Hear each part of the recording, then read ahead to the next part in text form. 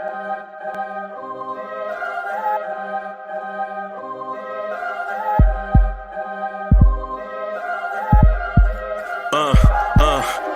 rank where the view is nothing less than phenomenal for how I express and project from my abdominal. The only view better, both my daddy and my mama know. No living parents, my sons give me balance. My wife is my serenity, this mic is my identity. The world is foul enough, that's why I write without obscenities. Provoking danger with broken language and spoken anguish. Begging to get hurt, why would you ask to go through changes? Yes, Lord, life's a chessboard, master the angles. Control the tempo, be the one who holds the info. Acknowledge is just as deadly as machete swings. When spoken, the truth is as potent as that Medellin. While others swear the style is free, I just let it ring. Our time is undervalued, soldiers make us better kings. My fans on my shoulder, reaching after better things. Today I take the shot, for them I'd rather set the screen. My mama told me follow my dreams. My daddy told me get it by any means. Stand tall, make him bow to a king. But I've evolved, you can see the resolve. Look in my eyes when you speaking to God. Life and for those who we caught up in using what I was taught with the muse. I guess they call it proving I'm more than an artist. Penciling out my darkest while stenciling out a harvest. And storing what gets me from A to B, just like garages. Instrumental with collages. Envision what I've been drawn. Broadway to give you rhythm like the great Lena Horne. So bent on, found comfort in the storm. Find peace and on when you see them others perform. Organized chaos, outcasted like hey ya.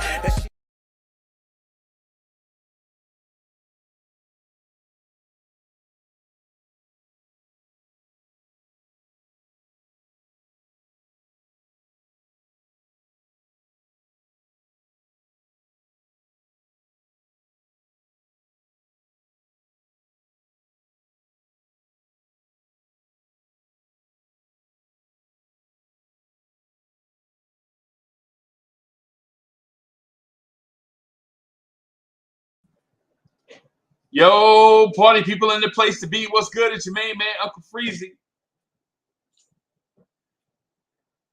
The #1 chief rocker in Knicks universe. What is good? What's good? What's good? What's good, man? What's good? Let me move this thing. Let me move this thing off of here. Let me move this thing off of here before YouTube starts tripping, man. What's good, y'all? All right, so I have an offer. I have the official offer from the Knicks and have the source. So according to the National Post, they have a report that the Knicks made offer for guard Donovan Mitchell.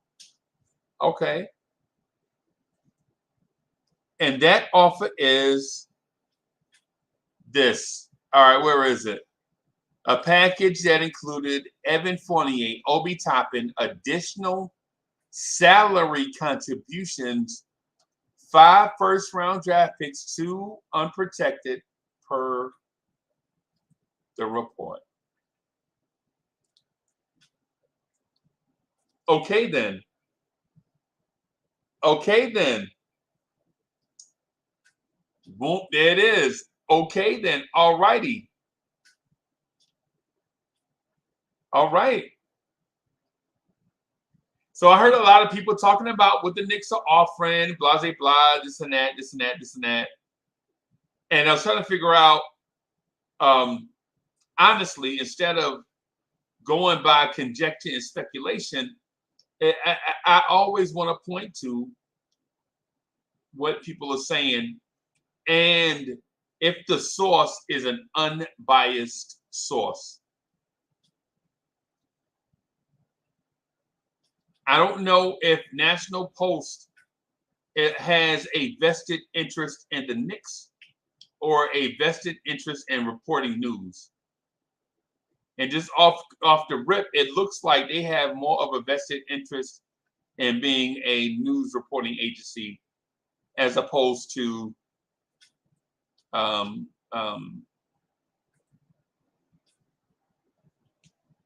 the Knicks,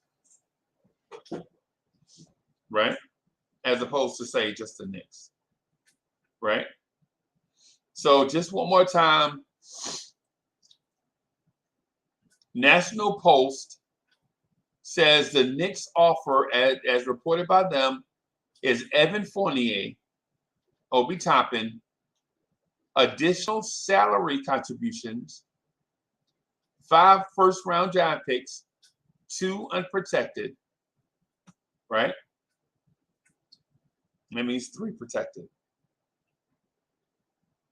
And that was reported by National Post 13 minutes ago. That's 13 minutes ago. That is the latest update that I have for you guys. I've been researching this, looking at a lot of stuff, listening to a lot of Knicks content creators, listening to a lot of Jazz content creators.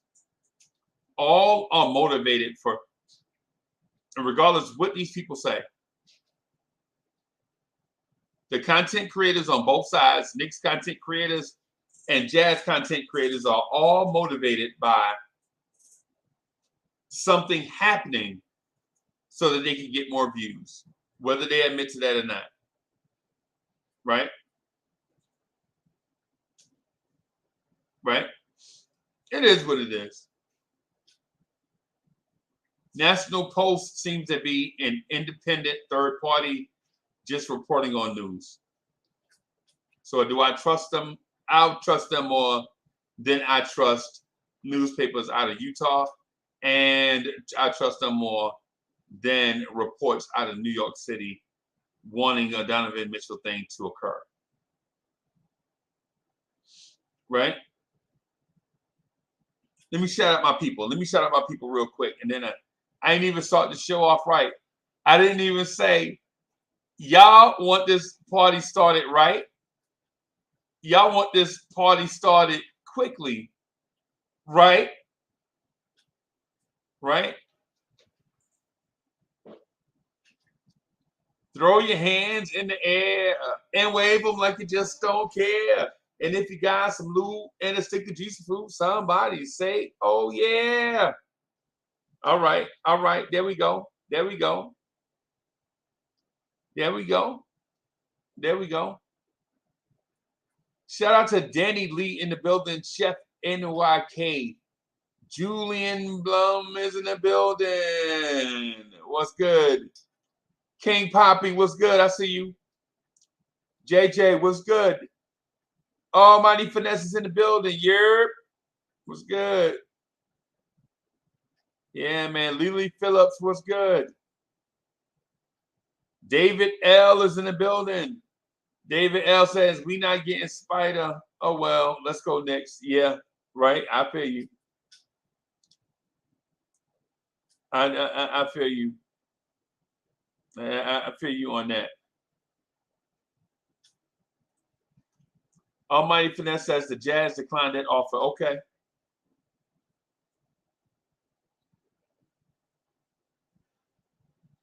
Yeah, man. Greeny, what's good? Greeny from Allies in the building. Kerry Cox is in the building. What's good? I see you, man. I see you. I see you. I see you. Greeny in the building. Greeny says the deal is almost done, Almighty Finesse. Coach is in the building. Coach Rob Pick is in the building. What's good? Bo Ismail. What's good? Bo Ismail says Knicks about to get fleeced and expect old burnt out Melo to come off the bench. Wow. Wow. Wow. Come on. VR Hidalgo, what's good? What's good with you? Keith Turner. All right, I see you. The hip hop legend Call Mega is in the building. What's good? DSJ is in the building. King and G, the people's champ, is in the building. What's good? Mr. Vince, I see you. I see you. Happy birthday. Shout out to Mr. Vince. Mr. Vince turned 39 years old over the weekend. Shout out to Mr. Vince. That's my brother. That's my brother, y'all. Mr. Vince is in the building. What's good, Mr. Vince? Darren Wayne, what's good? Rich boy, Nick G in the building.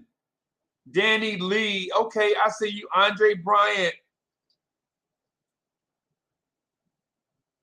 Fallback haters. Let's go. What's good? T. Williams in the building.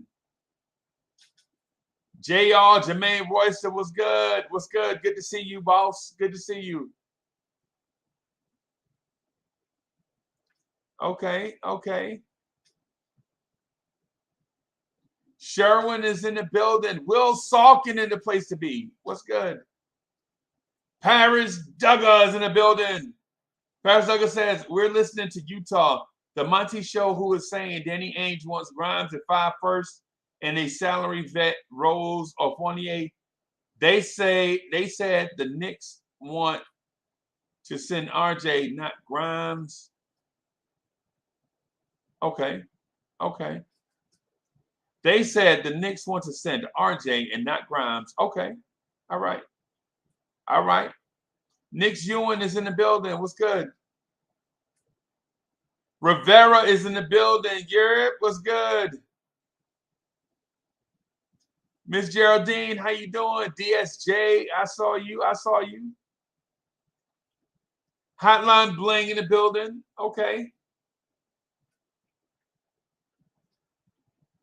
Yeah, man. Yeah, I see you. Okay.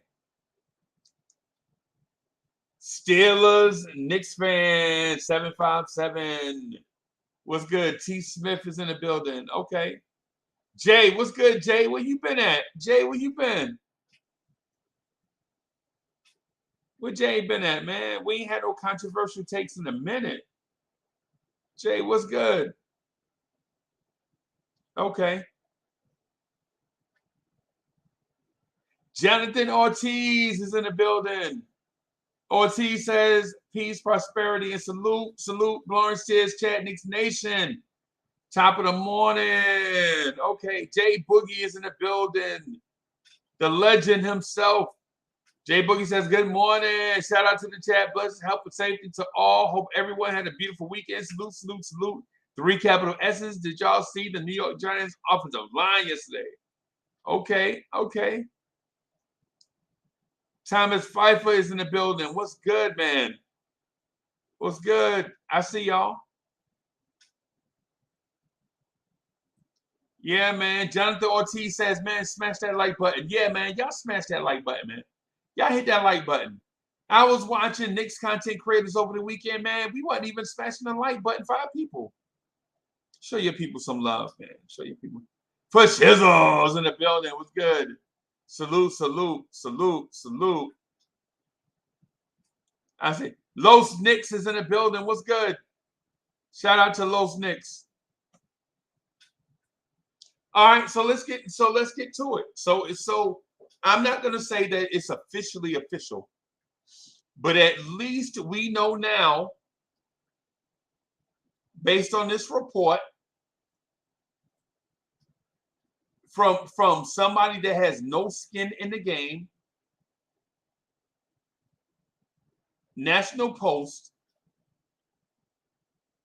they say the Knicks have made an offer for Donovan Mitchell, and their offer is Fournier, Obi, 3 first-round picks. 3 protected and 2 unprotected first-round picks. That's a lot for Donovan Mitchell.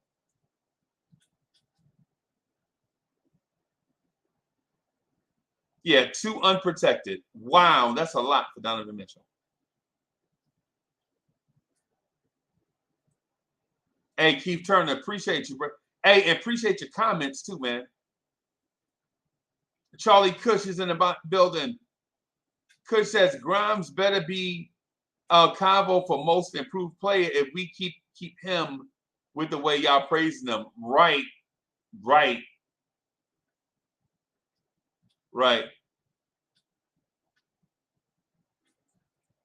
So Paris Douglas says, Knicks fans better let RJ go because he wants the $185 million max extension, and the front office is heck no on it.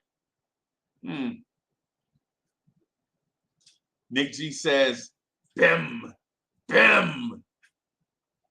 Yeah, man. So as a fan, knowing this, what are you going to do?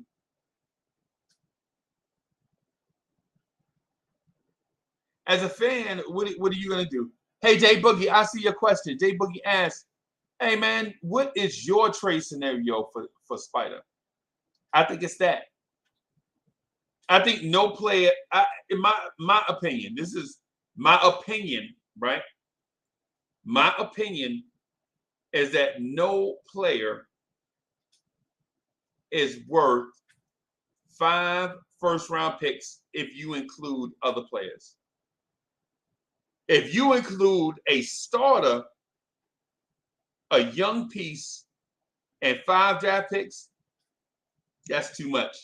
But if that's the offer, I can live with it. No NBA player is worth 1 starter, 1 young player, and 5 draft picks. I don't care what player it is. I don't care if it's LeBron, Giannis. I think all of that is too much. You're talking about 7 guys for 1.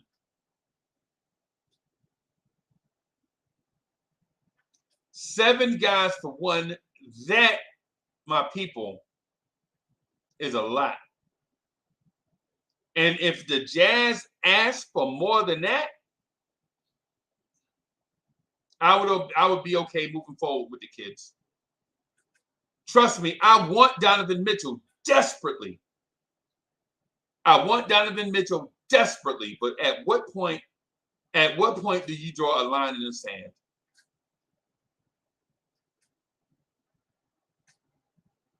If I'm the Knicks, I'm not adding anything else to that. They can take it or leave it.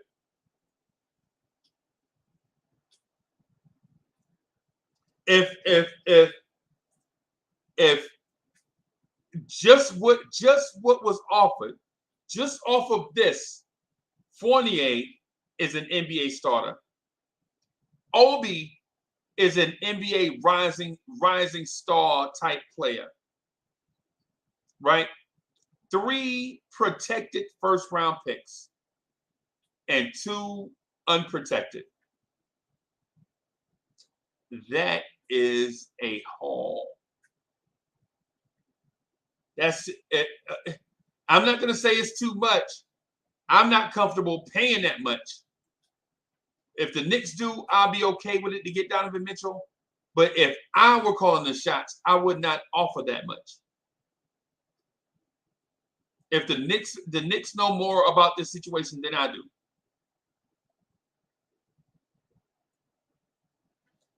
Worldwide L is in the building, and Worldwide L says sometimes you have to know when to walk away, just like a bad relationship. Yeah. Yeah.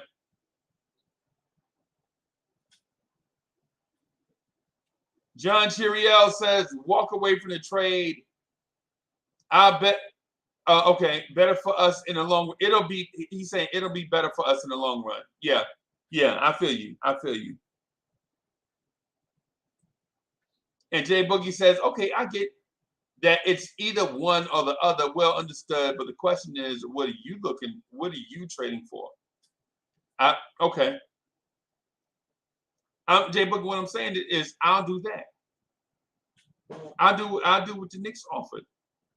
Because I don't know what the protections are on those protected first round picks. Because if they really greasy protections, like if they top 16 protected means if the Knicks don't make the playoffs, they get the pick, then I'm okay with 5. I'm okay with the Knicks getting, or whatever team the Knicks got the draft pick from. If it's like something greasy, like top 16 protected, meaning if that team doesn't make the playoffs, then that draft pick doesn't convey and have to wait, I'm okay with doing 5. But if it's like 3 top 5 protected, means if it's 6 or later you get it, that's too much. That's why it seems like I was being subjective, and that's the reason because of the draft pick conversation. If we just talking about Fournier, Obi, and the 2023, our 2023, and our 2025, I'm okay with that part. I'm okay with that part, right? What I'm not okay with is the other 5 draft picks.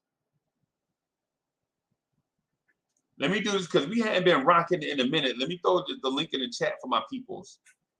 I'm gonna throw the link in the chat for my people because I know we hadn't been rocking in a minute. I know everybody got a lot to say, a lot of opinions on this. And listen, I get it. And Chris B says, this is Spider we talking. I know. Right? But at the same time, you have to understand Donovan Mitchell himself was taken with the 13 pick. Who's to say if we keep our picks, we can't find a Donovan Mitchell?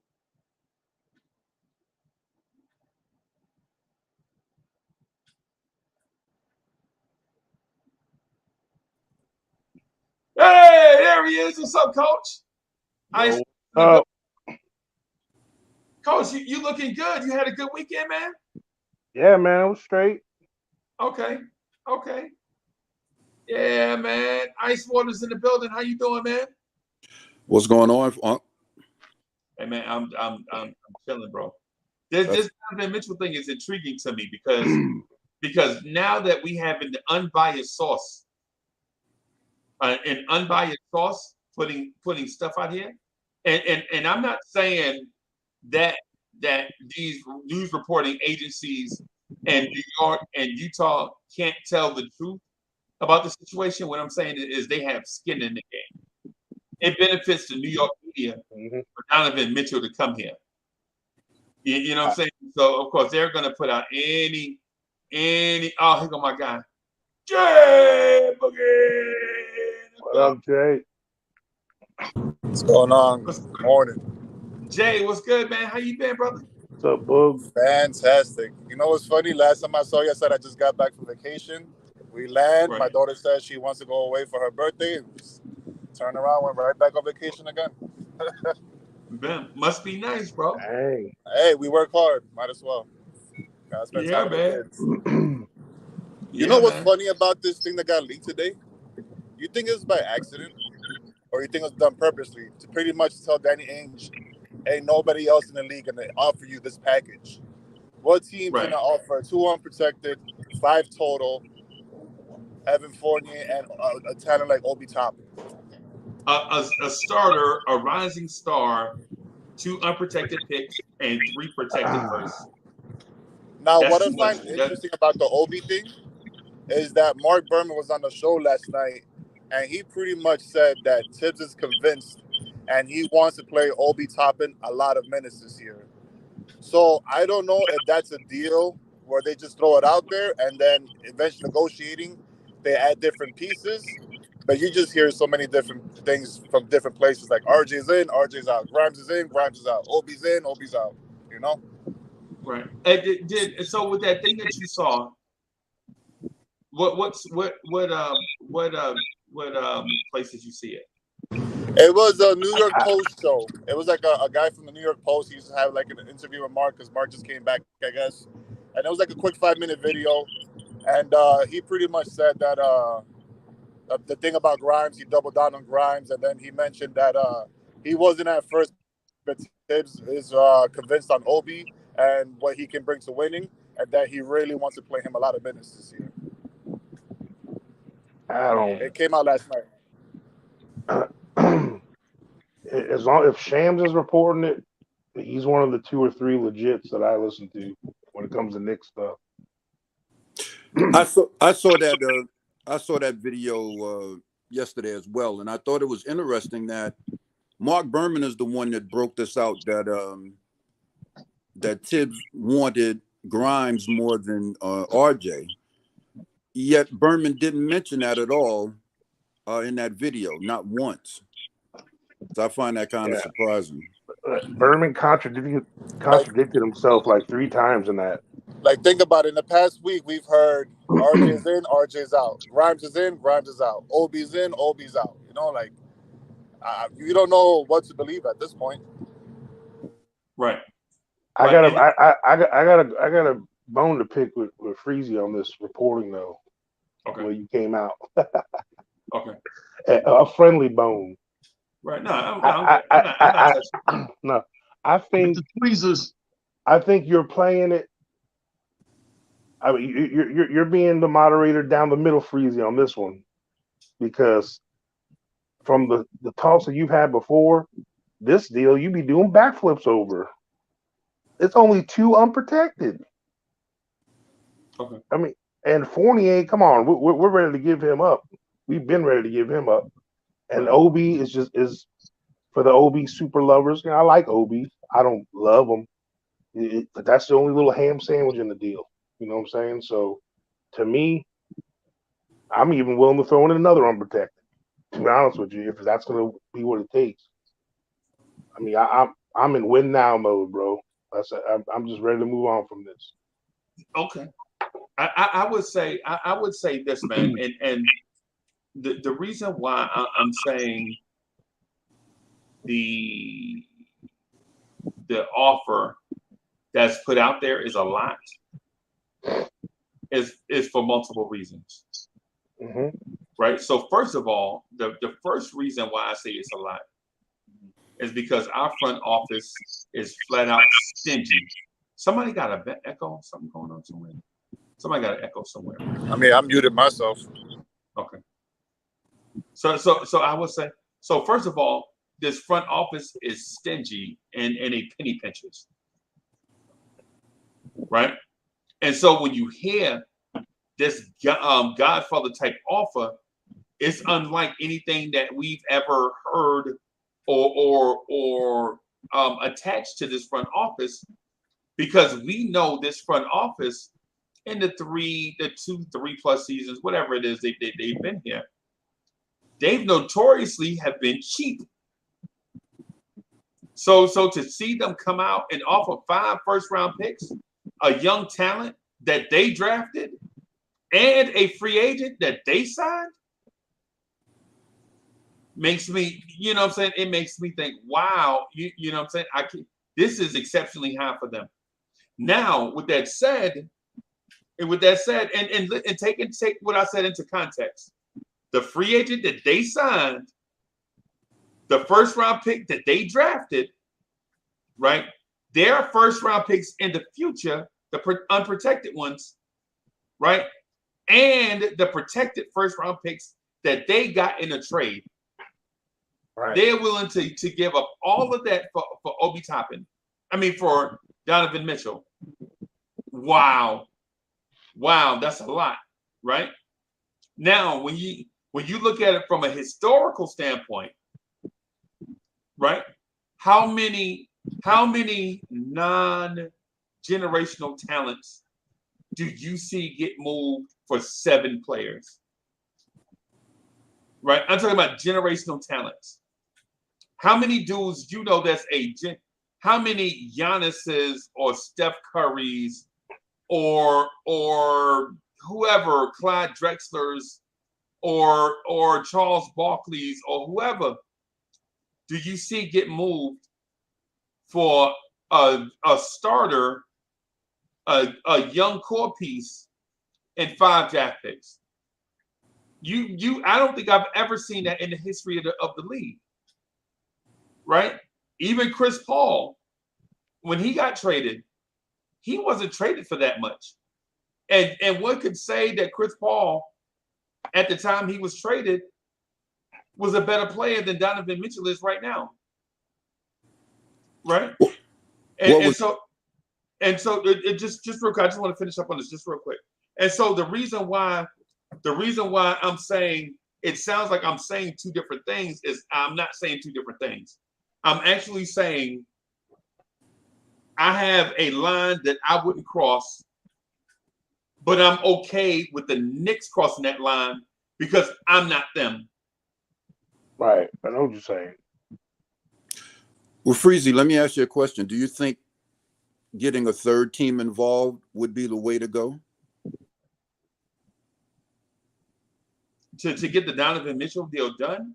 Yeah, that way you're not giving up as much. If you get a third team involved, maybe you don't have to give up as many draft picks or as many players if you get a third team involved. Well, think about this. You bring in a third team, that means 3 entities still have to get something. Right, If you bring in 3 entities, that means 3 teams have to give something and get something.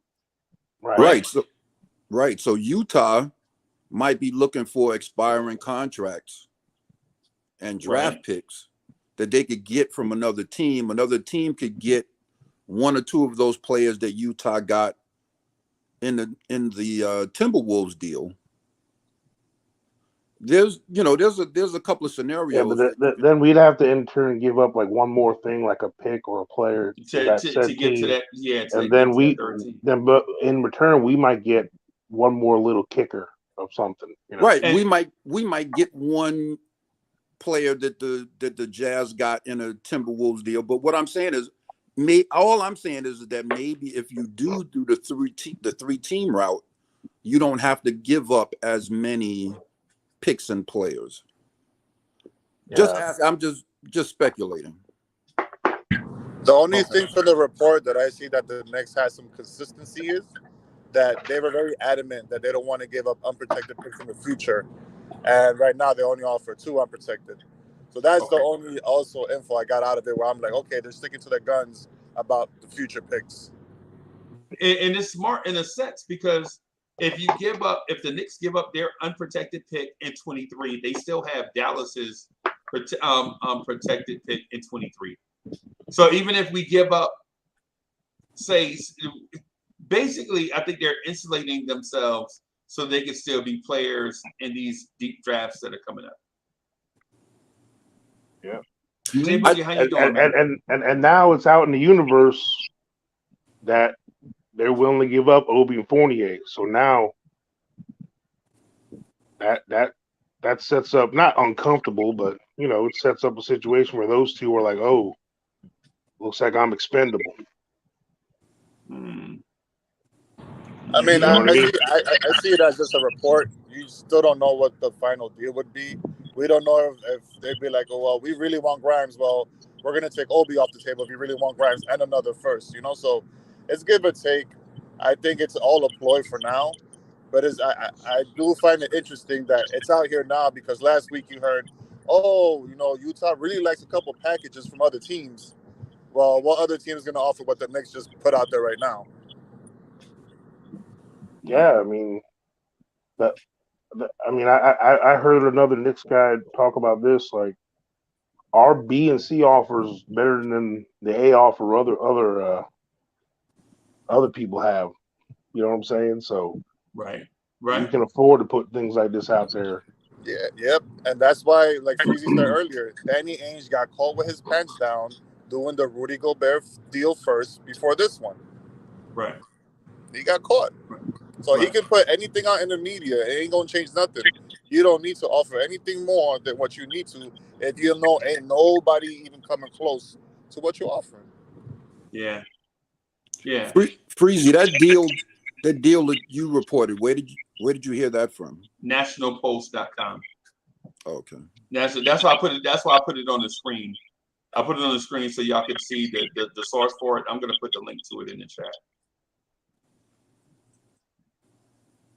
I'm putting the link to it in the chat right now. Does anybody remember what year we had Milwaukee's first round pick? What draft was that? I can't. I don't know. That's one of the protected picks, right? Yes. What was that, Jay Boogie? What you said? I don't think Milwaukee is a protected pick. Milwaukee's 2025. Yeah, they got the Milwaukee pick, I think, from Detroit. Right. Well, the Knicks are not going to give up their pick for next year. It'll probably just be Milwaukee, because they're not going to go back to back, and I'm quite sure they're going to want to keep that 23. You can start off with Dallas pick and then a Nick pick. You know what I'm saying? And then we'll figure out the rest, you know. But something needs to happen. You know, either we're going to do it or we ain't going to do it. All this lollygagging playing around, you know what I'm saying? I know teams got to come to agreement. I know teams are trying to make sure they get the best scenario and everything right there. But it's plain today the dude want to be here in the city. His body language is showing it. His mouth might not be saying it. Danny Ainge know it, you know what I'm saying? He just trying to, you know what I'm saying? He just trying to stick somebody up in the dark, in the dark alley. And Leon is not going there. That's a good thing. But I got a quick question for y'all. You know, how do y'all feel about the office? If that's true report, how do y'all feel about the office that's saying that Grimes is better than RJ? I wouldn't go that far. Because to me, that's what they're saying. Grimes is not better than RJ, but if you're building a team and a guy that might take RJ's spot at the shooting guard, Grimes kind of fits better. Just saying. Well, let me add. That's not a real report anyway, man. Yeah, and let's basketball wise, not player wise. Let's ask this. Hey, so let's ask this so that we can get to a root cause. So Jay Boogie, why would you ask that? Are you solely interested in seeing if in the future Grimes is better than RJ, or are you interested in what seems to be the espionage of speeding up a Donovan Mitchell trade? That's a smart way to flip it back at me, huh? No, just for clarity. Is Grimes better than RJ in the long run? Man, somebody got an echo going, man, somewhere. Hey, hold on for a minute. Let's see if this fan. All right. Yeah, and so when the reason why I did that is not because of that, but because not that I didn't want to answer the question, Jay Boogie. It's just so that I can give you a more truthful answer. You know what I'm saying? Or not truthful, but more direct answer to the question that was posed. Because it makes sense to think if it's merely somebody's putting fuel out there for the espionage tactic that is increasing Grimes' value, then of course we wouldn't entertain even the conversation, is Grimes better than RJ? Right? But if we're doing maybe, yes, yeah, man. Somebody got an echo somewhere, man. I can't get through that. Let me see if it's me. Hold on. I mean, I got a headset, so I don't know.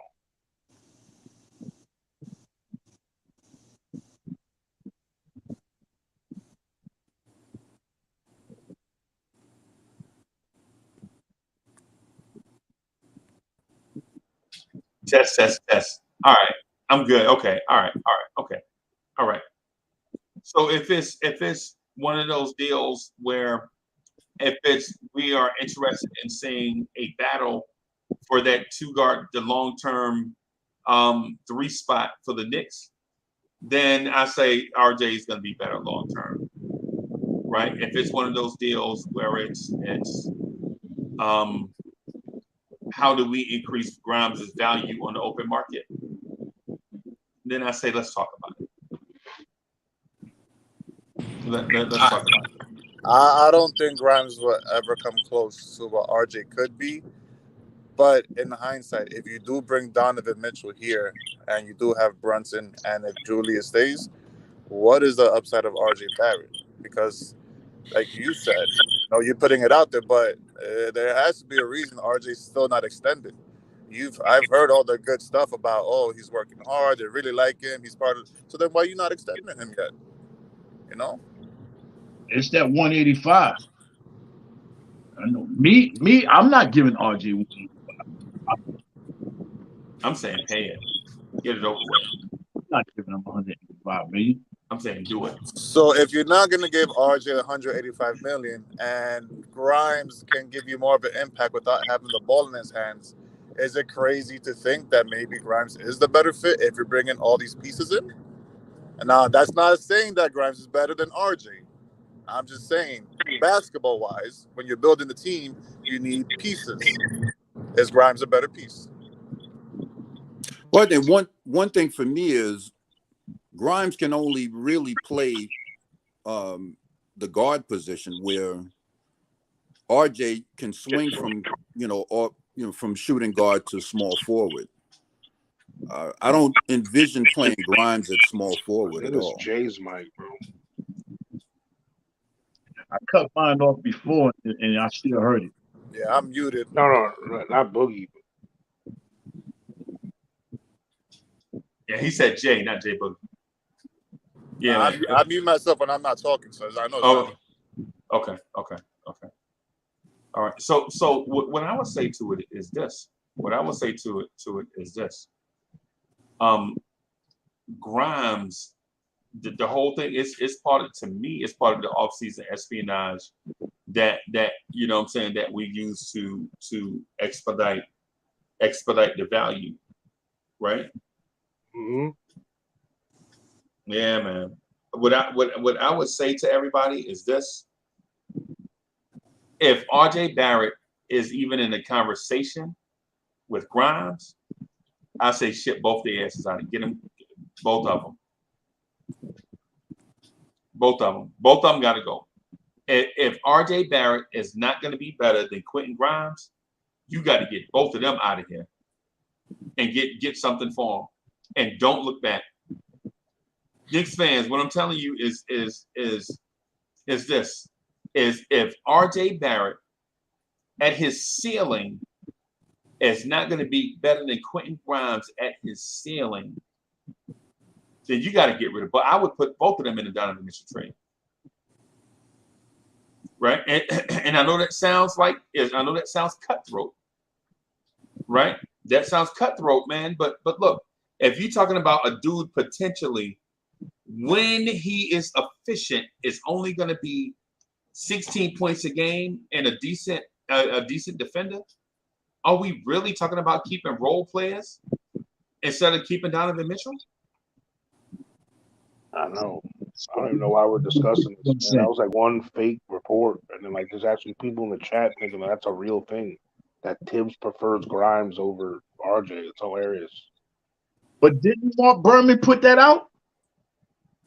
Yeah, Berman is the one that put that out. You put that Berman, though. Honestly, Mark Berman, really? That's a source to y'all?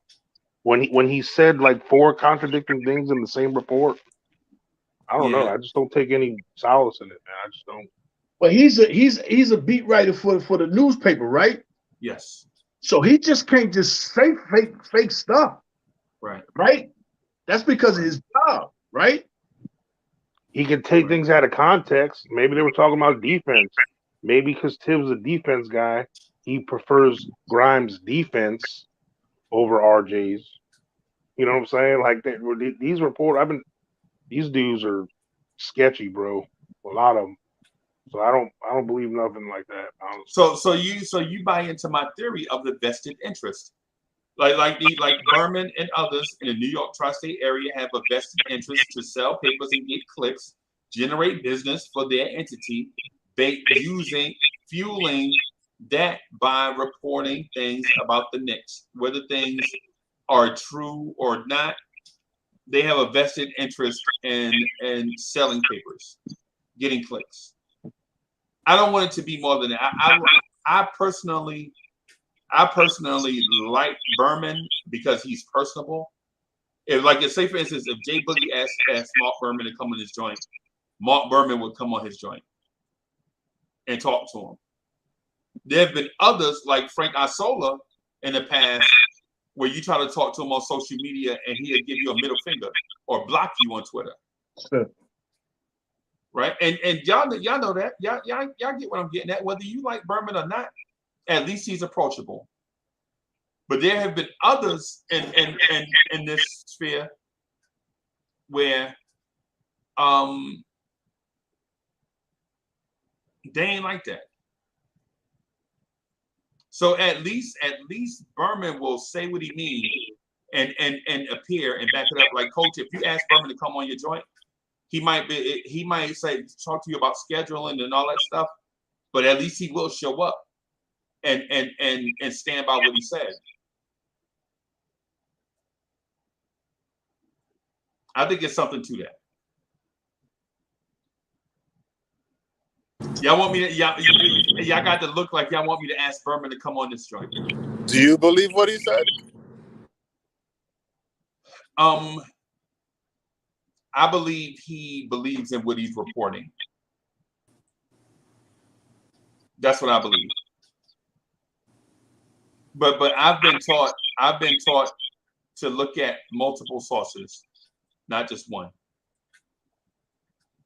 But like in my case, where I provide information to y'all, I look at 2, 3, 4 sources before I say something, and then that way I can point out multiple sources and all that stuff.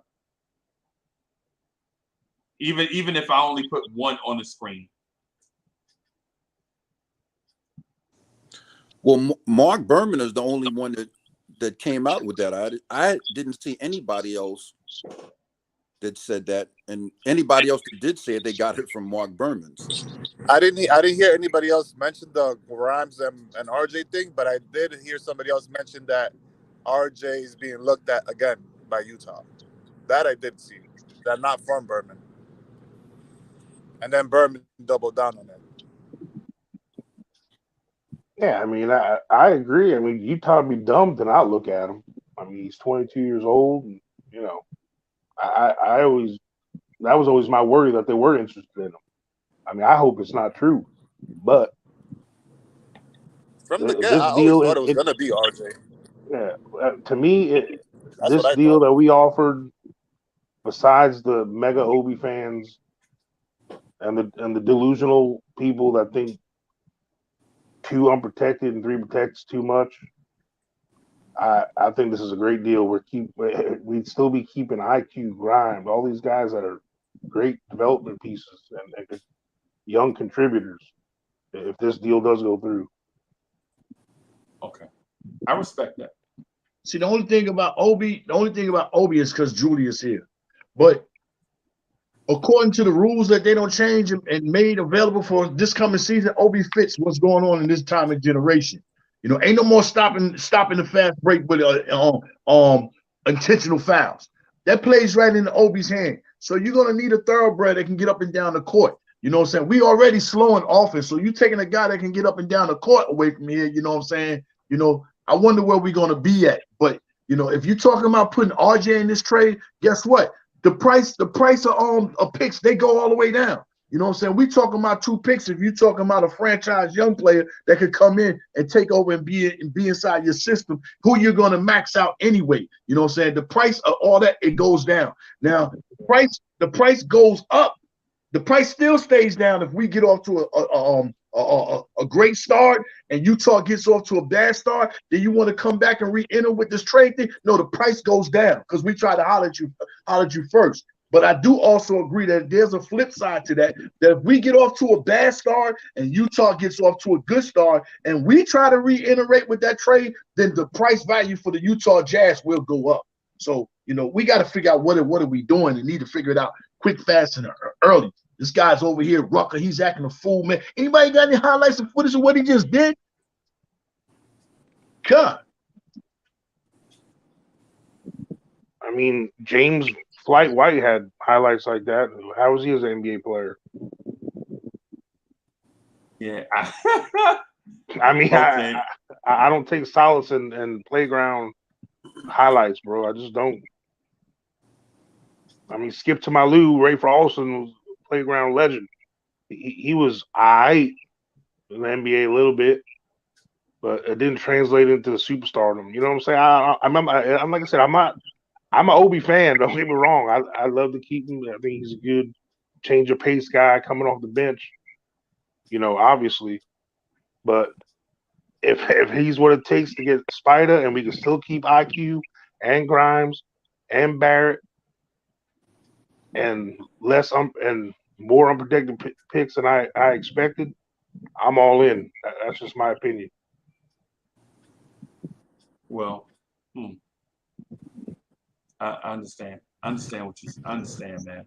Cash, how you doing? Let me ask you this.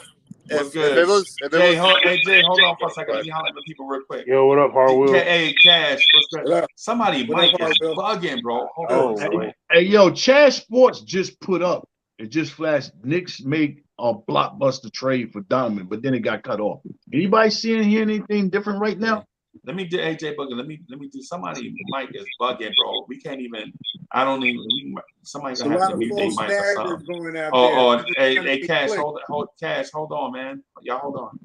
Somebody gonna have to throw in some headphones or something, or just leave the live stream, man, because you know what I'm saying. When we doing it, man, the echo be crazy. The echo is bananas. Is it me? I don't think it's me. Oh no, it's not me. I don't know. What's good, y'all? I'm not trying to call them out. I was on mute. Jay or Jay Boogie is one of them two. Yeah, but Jay Boogie was just speaking though. I think it's clear. Yeah, man. Well, no, it's when other people talk. It goes through their phone mic, phone speaker or whatever. So let Jay speak one time and see if it's Jay. Go ahead, Jay. What's up, Jay? Yeah, man. What's good, everybody? Is it me? But other people got to talk to see if it. Guess it's not me. Okay, so Sound my better. mic is back on now. I sound better. Is that me? Nah, you sound good. Right. Oh, wait a minute. Might be you, Freezy. Nah, man, it ain't. No, it's happening now. Yeah. So hold on, I'm gonna mute. It's whoever that is speaking right now. That's my. Yeah. Yeah, it might be Ice One. Yo. Yeah. Yeah. No, it's still happening. Okay. I don't know. Headphones. I think it was Boogie. Yeah, man. So here's the thing with the oh, let me bring in my guys first. DJ Cash, Hardwill, how y'all doing, man? All right. I'm good. Can't complain. Shout out to the panel. Shout out to the chat. Salute. Salute. Queens get the money. Queens get the money all day.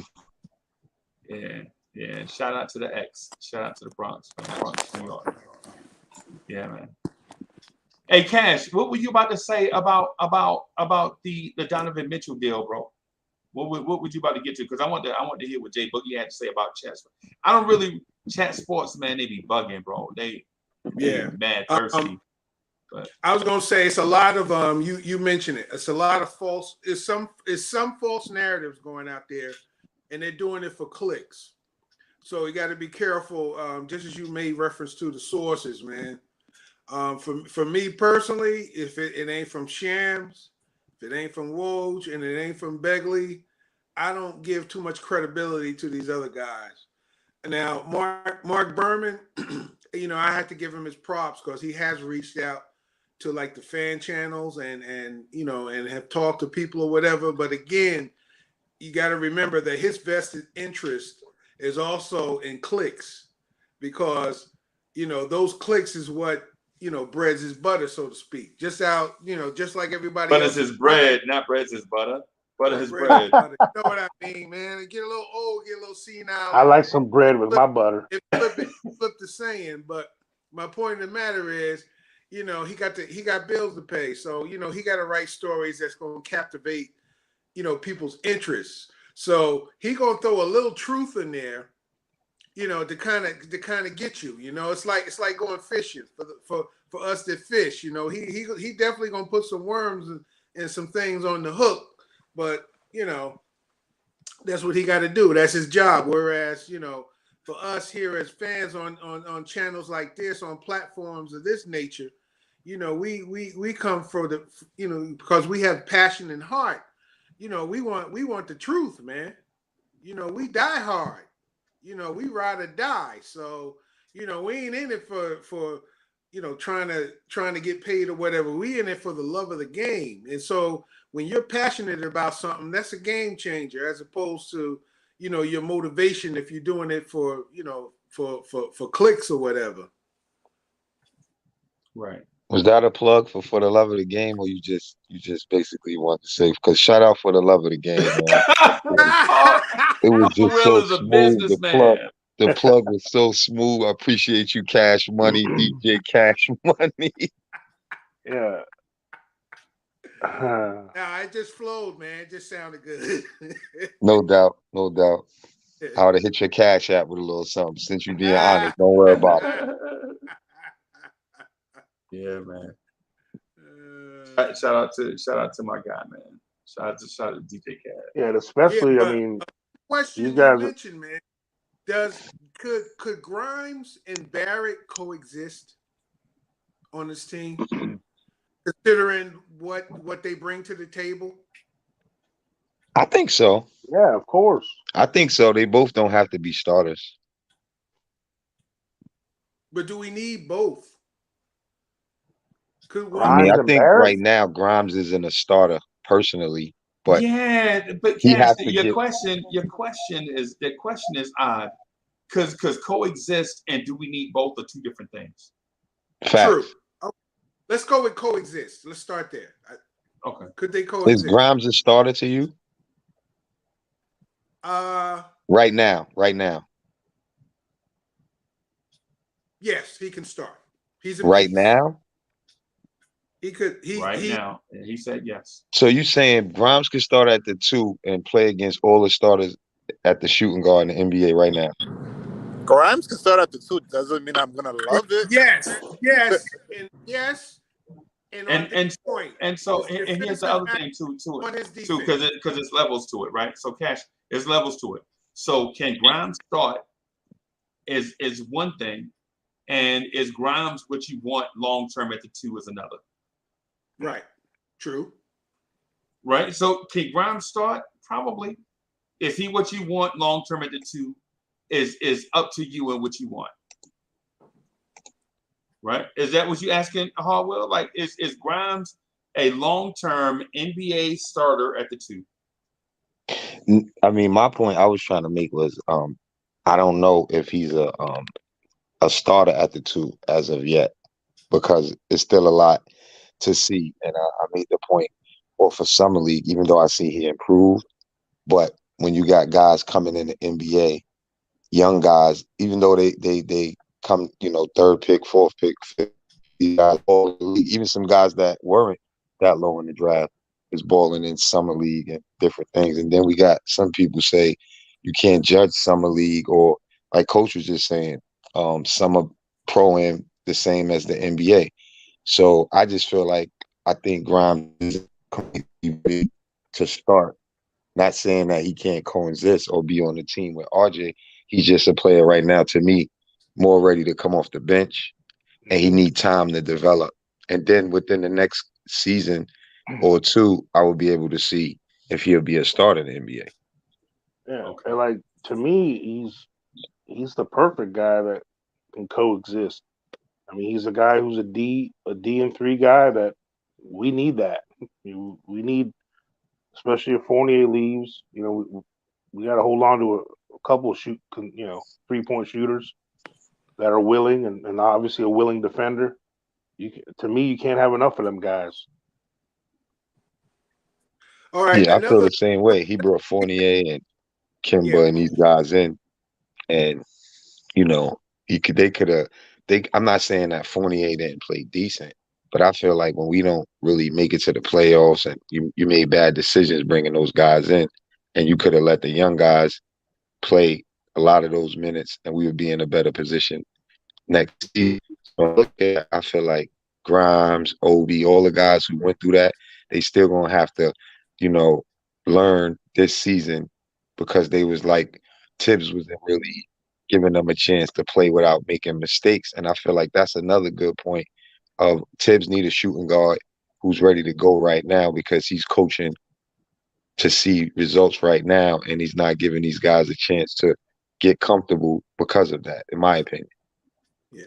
So could we say that Grimes' upside is better than when we had Reggie Bullock, considering they played the same position?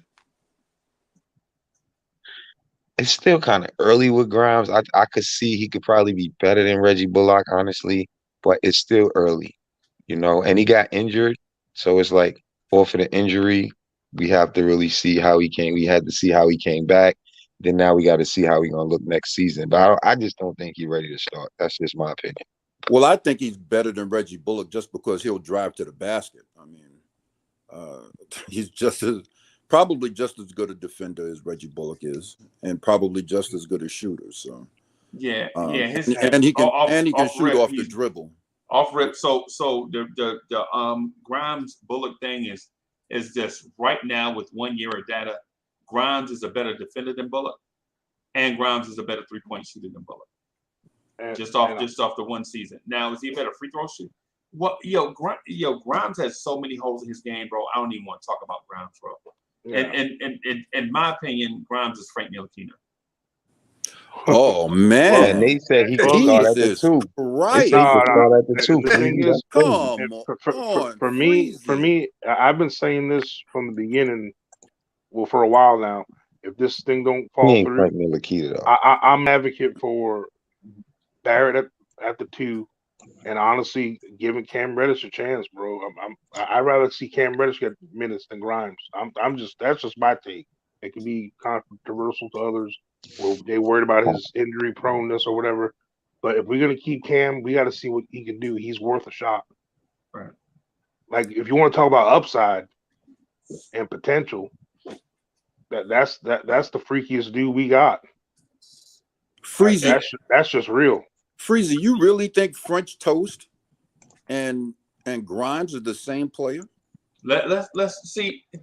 So Icewater, let's not do it that way. Think about it like this. In Frank's first year, when Frank put up the same numbers that Grimes put up, the Frank Hive was saying, yo, Frank got playmaking ability, right? He's not a conventional point guard. All these things that we say about Grimes right now, we said about Frank after year 1. Right? Frank didn't get enough minutes, man. Frank didn't get enough minutes. Too many people in front of Frank. The coach don't know what he's doing. Frank can shoot the 3, man, if you just let him shoot it. Look at Frank defense, because when we say Grimes had a 105 defensive rating, we also at the time was saying Frank Ntilikina had the highest, had the best pick and roll, or basically Frank was the best pick and roll defender in the NBA for 2 straight seasons on the ball. Frank was the best on-ball pick and roll defender in the NBA for 2 seasons. Like all these things we say about Grimes right now, we were saying about Frank his first season 1 and season 2. We were saying the same thing about like right now, right? Think about this. What we're saying about Grimes. Yo, man, I think Grimes should be starting over the dude in front of him. We were saying the same thing about Frank. I think Frank should be starting over Jarrett Jack.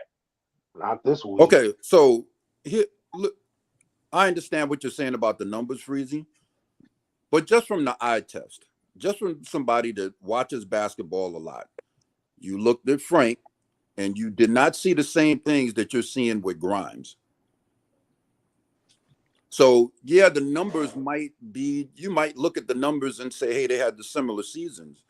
But just looking at Grimes on the court and looking at Frank on the court, 2 totally different players.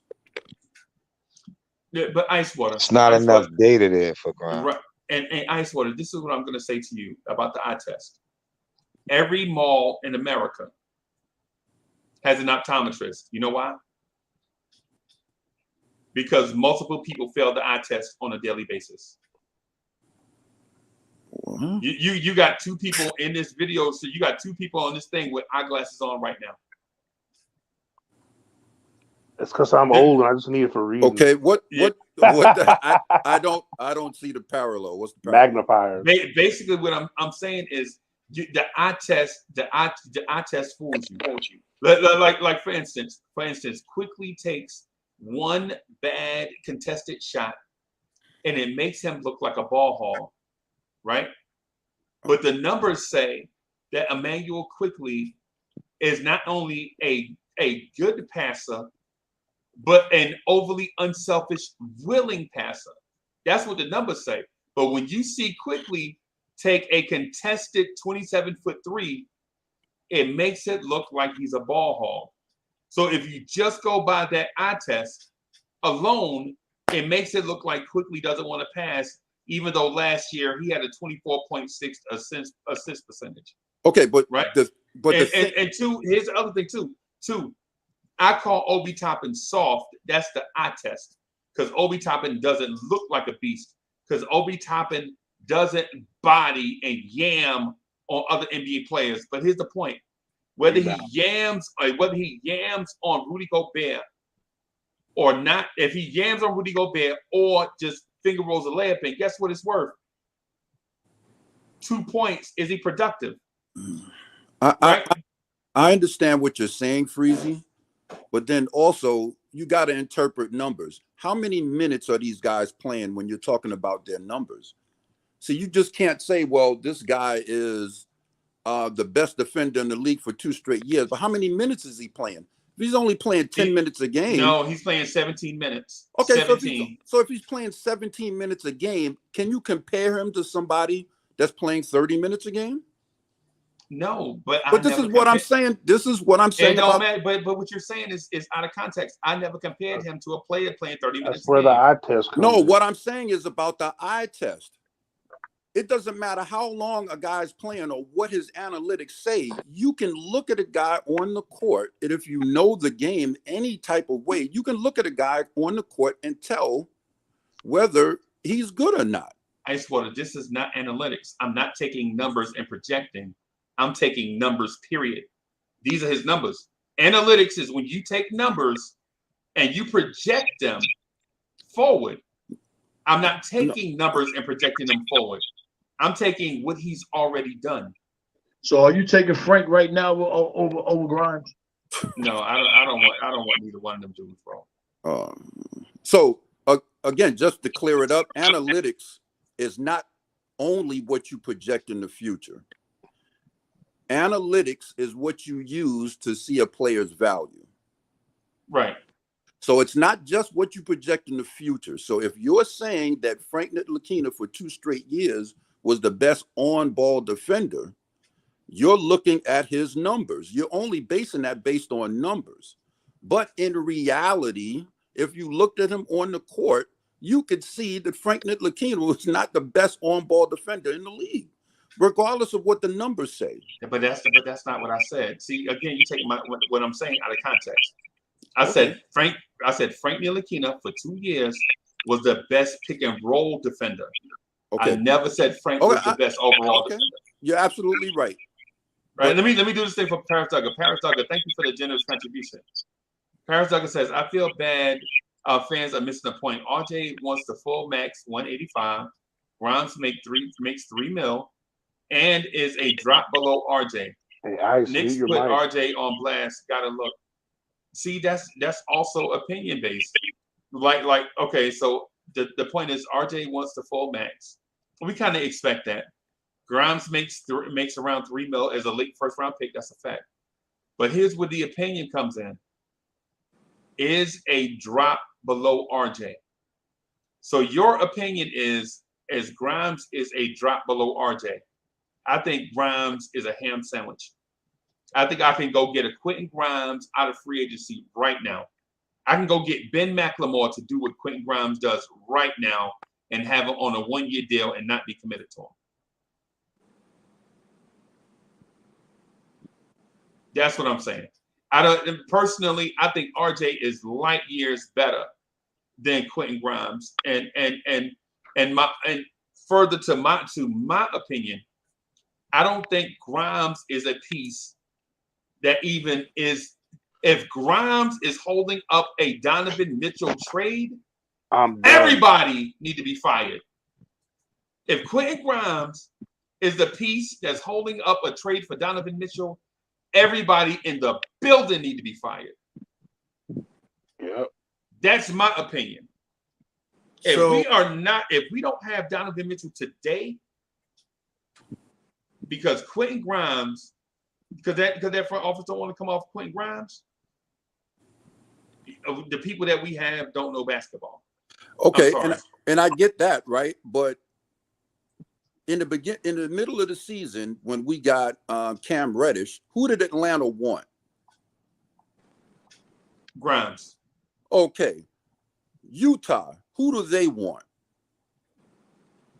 Grimes. There's a reason that this guy is wanted in the league. There's a reason. So if you're saying that's your opinion, and I respect your opinion, but there's other teams in the league that would take Grimes in a second. If we cut Grimes right now, he wouldn't last 10 minutes on the open market.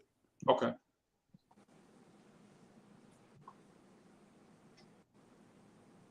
and he'll have options of which team he want to go play for. Right. Right.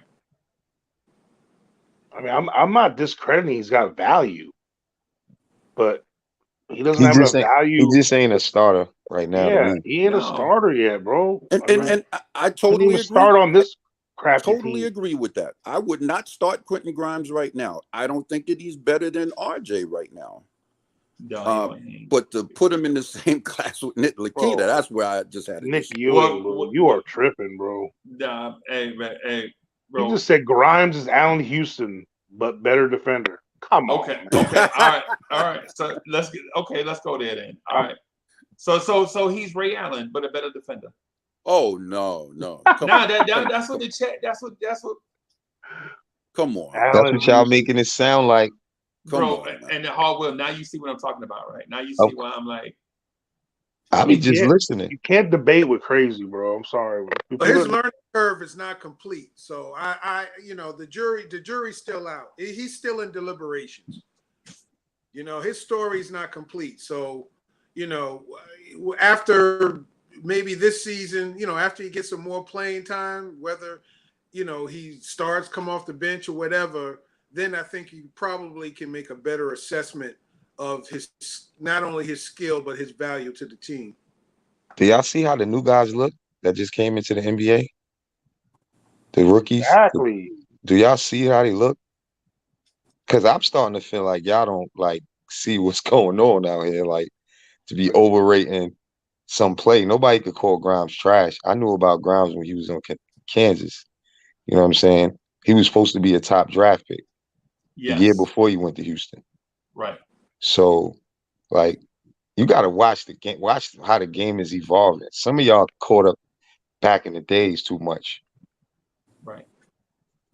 No, I'm not saying he's trash, but there's dudes that are ready to play that were quote unquote in that top 10 like him. They're making impact already. Bro, so okay. The Anthony Edwards and all these guys. You know what I'm saying? Right. So, but here's the thing, Coach. Here's the thing, Coach. How did Quentin Grimes look in summer league against non-NBA players? That's what I said. Fact. Yeah. Well, that's just it. He played in summer league for a reason. If the Knicks valued him to be all that, like that, they wouldn't have played it because the guys that play in summer league are developmental players. And guys are trying to look at. He needed summer league though, not to cut you off. He needed summer league because the year before he didn't have. He needed it. Yeah, right. He did excel. He excelled, of course. He excelled. He played well. He played pretty good. I mean, his shooting wasn't that good though. He didn't dominate. His efficiency wasn't that good. He showed his physical skills more often. He showed what he can bring, as an athlete and his all around game. But if he wasn't more efficient than he was he was worse. His efficiency was not that good if you look at his shooting. Yeah, the only thing he did in summer league was shot the ball a lot. All right, so I got a question. Does summer league? Not the only thing. I'm sorry, not the only thing. But he shot the ball a lot. Summer league. I'm sorry, Ice Water. My bad. No, that's okay. Does summer league count, or do we discount summer league? It counts, but just to be able to look at for you to give him a look and see if you think he improved, but you still got to look at who he playing against, and then if his guys in the summer league that's killing and they haven't even had no NBA minutes yet, you got to look at that too. That was the point I was trying to make when you saying what Grimes going to be, but then there's guys that never played an NBA game look better than him in summer league. I could name a few of them. Hardwell, I never said nothing you said. No, you just said that. You just said I never said nothing that you said specifically. Okay. Because I just people up here. All I said was I just took issue with the comparison to Frank Ntilikina. That was all. No. I'm not talking about that anymore. If you're talking about what you're talking about now, I'm just saying, you asked the question about the summer league, so I just answered for you in reference to what we were saying about that's what I was trying to get to, because you said the hold new on, guys. I'm trying to answer you. Hold on. The guys in the summer league, the few first 5 picks or even players that came after is either doing better than Grimes or just as good. And they didn't have a lot of NBA minutes at all. So that's what I'm looking at, how the game is evolving. So when you see that and you see you could easily find a younger player that could give you that, then you have to look at that. That's what I'm saying. And that's for even if when we talk about RJ Barrett or any player that we speculating about, even though we know he's the best, you still got to look at the talent that's coming up. And if they on your heels, then you know what I'm saying? You can't be saying this player is this or that. When I feel like Grimes we should have won a championship in the summer league. Personally, he should have showed up for that game and been the first summer league team to receive a ring and all that stuff. And then when you see the guys that beat us, that was the dude from Portland where he was in a similar role as Grimes, but that kid showed out and showed up and showed out. Right, and he was a leader. Yeah, and he displayed leadership. And that's what I wanted to see more from Grimes because of the little bit of NBA experience. And I think that's the point I'm making. I wasn't really critiquing about the Frank Ntilikina thing, Ice. I was just comparing a summer league performance to what I'm seeing by my eye test and then the numbers. I compare both the numbers and the eye test because, like Freezy was saying, if you don't really remember the numbers and the stats give you refresh your memory, and then you get if you saw it with an eye, you could put 2 and 2 together. Like, even though Quickley numbers say what Freezy said, I still don't think he's a point guard because of what I saw, because I was a point guard. You know what I mean? But if the numbers aren't bad, you got to understand why people say that. So you got to compare both. Caldwell, bro, you wrong about Quickley, bro. No, I'm just saying from my point of view, because I played the point and I know what a good point guard does. He makes the play. He makes a play. He don't think about his shot as much. If you're a point guard that have these type of guys around you, where you got to show that, because then the defense don't know how to play you. You know what I'm saying? You got to make the play, and then of course you got to be a threat on offense. But I didn't see Quickley looking to make the play more than he was looking for his shot. It's hard to make a point guard late in his career. Right. Well, then again, you know, most of the point guards in the league now, they're not really traditional point guards. They're scorers. They just happen to play the point guard. True. I agree with that. And Quickley might be trying to do that. I'm not sure. I agree with you, Hardwell. And again, this isn't me with the echo this time, so I'm just letting y'all know. I agree with you. I don't think Quickley should be playing point guard at all. He shouldn't be touching point guard. Yeah, I'm bugging, bro. Yeah, I don't think so neither. I think he's off the bench, spark that could come in and look for his shot. And I think Quickley's better when he's feeling good and he's making shots. And when you're making shots, you make the D close out on you, and then he can make other plays. He could throw alley-oops and make other plays when he's threatening the defense. But if he's just looking for a shot and not making the passing plays that present itself, then he's not good at the point guard, because you need the person with the ball in their hand to keep everybody engaged and for everybody to be ready. Because if you killing and they lock down on you, then your teammates is not prepared because you haven't been giving up the ball. And that's a problem we had in the past. And Freezy, let me just ask you a quick question. When Quickley is on the court, do you see guys get easy shots when Quickley is on the court? Yes, and let me tell you. Hold on. He asked me. Let me answer. So the thing is, when Quickley is on the court and the ball is not being hogged up by other people, i.e., RJ Barrett and Julius Randle, you see a free-flowing offense where 5 offensive players get to touch the basketball.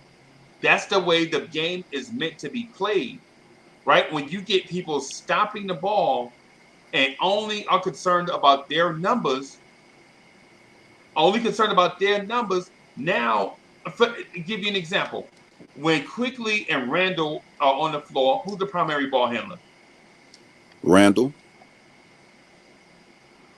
Right? Quickley and RJ are on the floor. Who's the primary ball handler? Quickly. RJ, right? Yeah, no. I knew y'all was gonna say that. No, RJ. I said Quickley. No, I said Quickley. Nah, bro, because y'all are saying Quickley. We moving the goalpost, Freezy. Yeah, y'all are saying that, but then y'all saying Quickley, but then y'all ignoring the fact that RJ Barrett is in the top 30 in usage rate. What RJ did Barrett is in the top 30 in usage rate, right? That what means did I that miss means real quick? I don't mean you to rehash. I'm sorry. I had a phone call. We talking about it right now. No, I had a phone call. My bad. So Coach, you think we supposed to rewind just for you, Coach? You got to pay attention. No. What's the matter with you? My bad. We talking about it right now. Is what I'm getting at. Is RJ Barrett is in the top 30 in usage rate, right? And he averaged 3 assists a game. Okay. And y'all just said when RJ and Quickley are on the floor, RJ Barrett defers to Emmanuel Quickley. Okay. No, you said who has the ball. I didn't say about deferring. You said who has the ball, and I know that RJ wasn't good coming off the ball handling. Yeah. How can Quickley be the primary ball handler if RJ Barrett don't defer? No. I remember Quickley being the point guard, and RJ wasn't bringing the ball up. And that's what I thought you was asking us. That's what I'm saying. Honestly, Freeze, I didn't know you were saying about deferring or anything like that.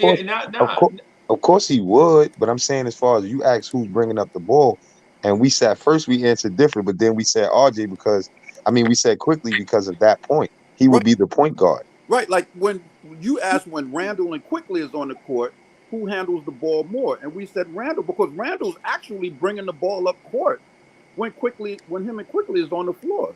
Right. Yeah, you said Randall, but I agree with you on that because you're right. He does. But when RJ and Quickley are on the court, Quickley's bringing the ball up. Now he may give it to Randall, and Randall don't give it back. You know that might happen.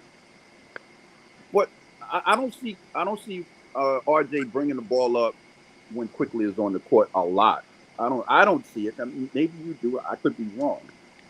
Freeze, did you change your mind about Quickley being a point guard?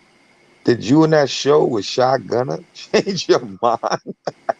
No, I don't understand. Let me do this real quick for Paris Zugger. Paris Zugger, thank you for the generous contribution. Paris Zugger says judgment on a rookie season is blasphemy. Is Grimes better in practices? Or 2, is Grimes better in practices? 3, Tibbs wouldn't have any pressure if Grimes starts. 4, money matters. Yo, Freezy, can I answer that real quick, Freezy? You can say hello to everybody. Say what's up. I'm sorry, y'all. What's good, y'all? What's going on? What's going on? What's good, everybody? Yo, what's good, bro? Chilling, bro. Coming straight in the house, going right in the refrigerator, man. Come on. Oh, he lives here. He lives here. He know the keys under the mat. Yeah. Because like in my house, if you come to my house one time, you part of the family. The next time you come over, don't ask me for nothing. Go do it yourself. Go get it. Yeah. Go get you some water. Word. So but what I really wanted to say to that is, we judged the hell out of RJ during his rookie season. So how we can't judge Grimes? Exactly. See how we do the ball. People are gonna say because he's a number 3 pick. Yeah, that's why. So what? And another thing what are we even saying about this Grimes? What are we talking about? Like I don't see Kawhi Leonard and LeBron and them talking about how that he the real deal, like Grimes is the real deal, but they were sure talking about it with RJ. Yeah. So what are we talking about? It's if you're sitting there don't want to trade for Donovan Mitchell over Grimes, you're right, Freezy. Fire everybody. Everybody go. That's exactly. That's blasphemy to me when people people actually justifying this comparison. It's like ridiculous for me. And it's not our fault we got a log jam and these guys are similar.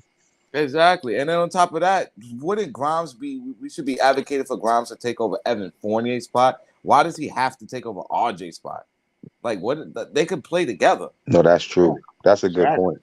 That's a good point. And the thing is, IQ can play that spot. Honestly, he could play that. If people that are IQ lovers, he could play that shooting guard, and Grimes can sub in for them too. Whoever needs a break. So you heard what he just said, though? That was a good point Kendall just made. Because if we're trying to build a future, Grimes should be playing over Fournier, or we need a better shooting guard. But just far as building what we have, dudes that don't got no future here, if we not like Fournier's not like making us get to this playoff run, that's the team he need to be on. So I think that's a big decision the team need to make. If we're not really winning and we're gonna keep a player, he need to just play and learn and develop. And I also Right. heard somebody else say how other teams want Grimes. We like Grimes, so if other teams want Grimes, it's like Kendall just mentioned how other players talk about RJ. Sometimes we gotta pay attention to that kind of stuff because we be in this Nick world and we just judging things, you know, the way we judge them. Sometimes we gotta look outside and see what other people's opinion is on these players because it make a lot of sense. We sitting here saying we'd take Grimes over RJ, but Grimes wasn't even starting. Even though he was a rookie, he cracked the lineup. He got a lot of work to do. And the fact of that we critiqued RJ the way we did, he did improve. So we just gotta keep it real with that. And you know, we're not gonna deny that he got a lot of work to be done. We know that. But did he improve? Then you gotta ask yourself, did he improve on a team that had a lot of other stuff going on? I called it turmoil because that's not good for young players. And we got to give Grimes that excuse too, because they had to play through all of that. You know what I mean? So nobody looks at that. Y'all just look at it. And it's a bunch of dudes who don't really know the game or even play the game or know the game like that, saying these players are trash or these players are this. Like, it just boggles me. That's crazy. All right, and the thing is, and we're talking about the Knicks. Like, what, like, do we know what they're doing? I'm sorry, Cash. No, it's If all I right. don't say this point, I'm gonna forget it. No, go ahead, man. We have 10 players, 10 that are 25 years and younger. We have 11 first round draft picks. So the Knicks are showing two things. We're in a youth movement and we're going all in with the youth, or we collected all these young players and draft picks as assets to get better players. That's what it comes down to. We're developing because 10 players at 25 and younger. I mean, that's a youth movement, or it's asset moving. I mean, I know there's more to it, I guess, than that. It's not that black and white, but if you really look back and look at it, it is that black and white to me. So which one is it? One thing that our New York Knicks has never had in quite in some time, that is stability. And I always say that always make chess references, and I always say that the reset of the chessboard starts at the point. Now, this question is kind of, I want to say it to Harville because you said you were a point guard.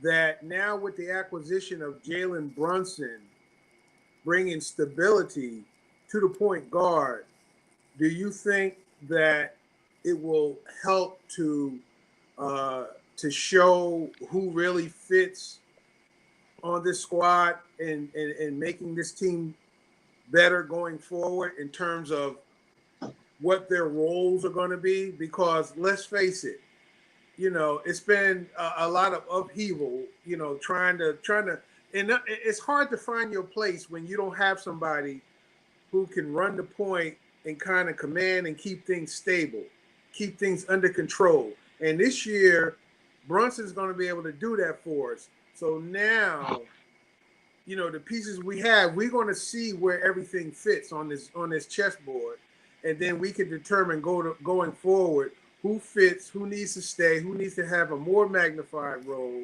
and who might have to, be used as trade chips. Because let's be real, we're not going to keep this assembly of young folks, all of them rather, long term going forward.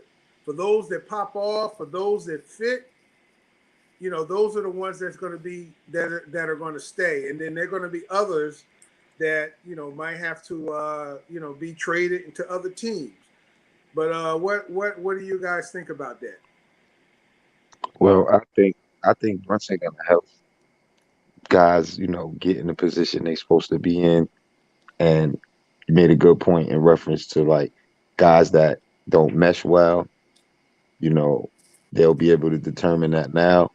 And I feel like he'll be able to not say he don't want to play with this player or that player, but like bringing in somebody like that with his father as the assistant coach, his godfather up in the office, he's going to have a lot of say-so behind the scenes on how guys are playing and what they're doing and what he needs and stuff like that.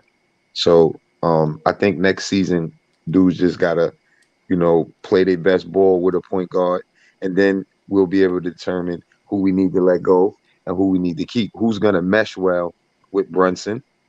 And I think Julius Randle is going to be in that same boat where he has to mesh well. And a lot of other players that we're not sure about at the moment. Wait a minute. You saying this Jalen Brunson team? Yeah, of course. When you see, this ain't no Brunson when team. you see his father as the assistant coach, godfather is the Don Leon Rhodes. Come on, bro. That's like if I was that guy and I knew that, and they paid me all that bread. Remember, they paid me all that bread like that.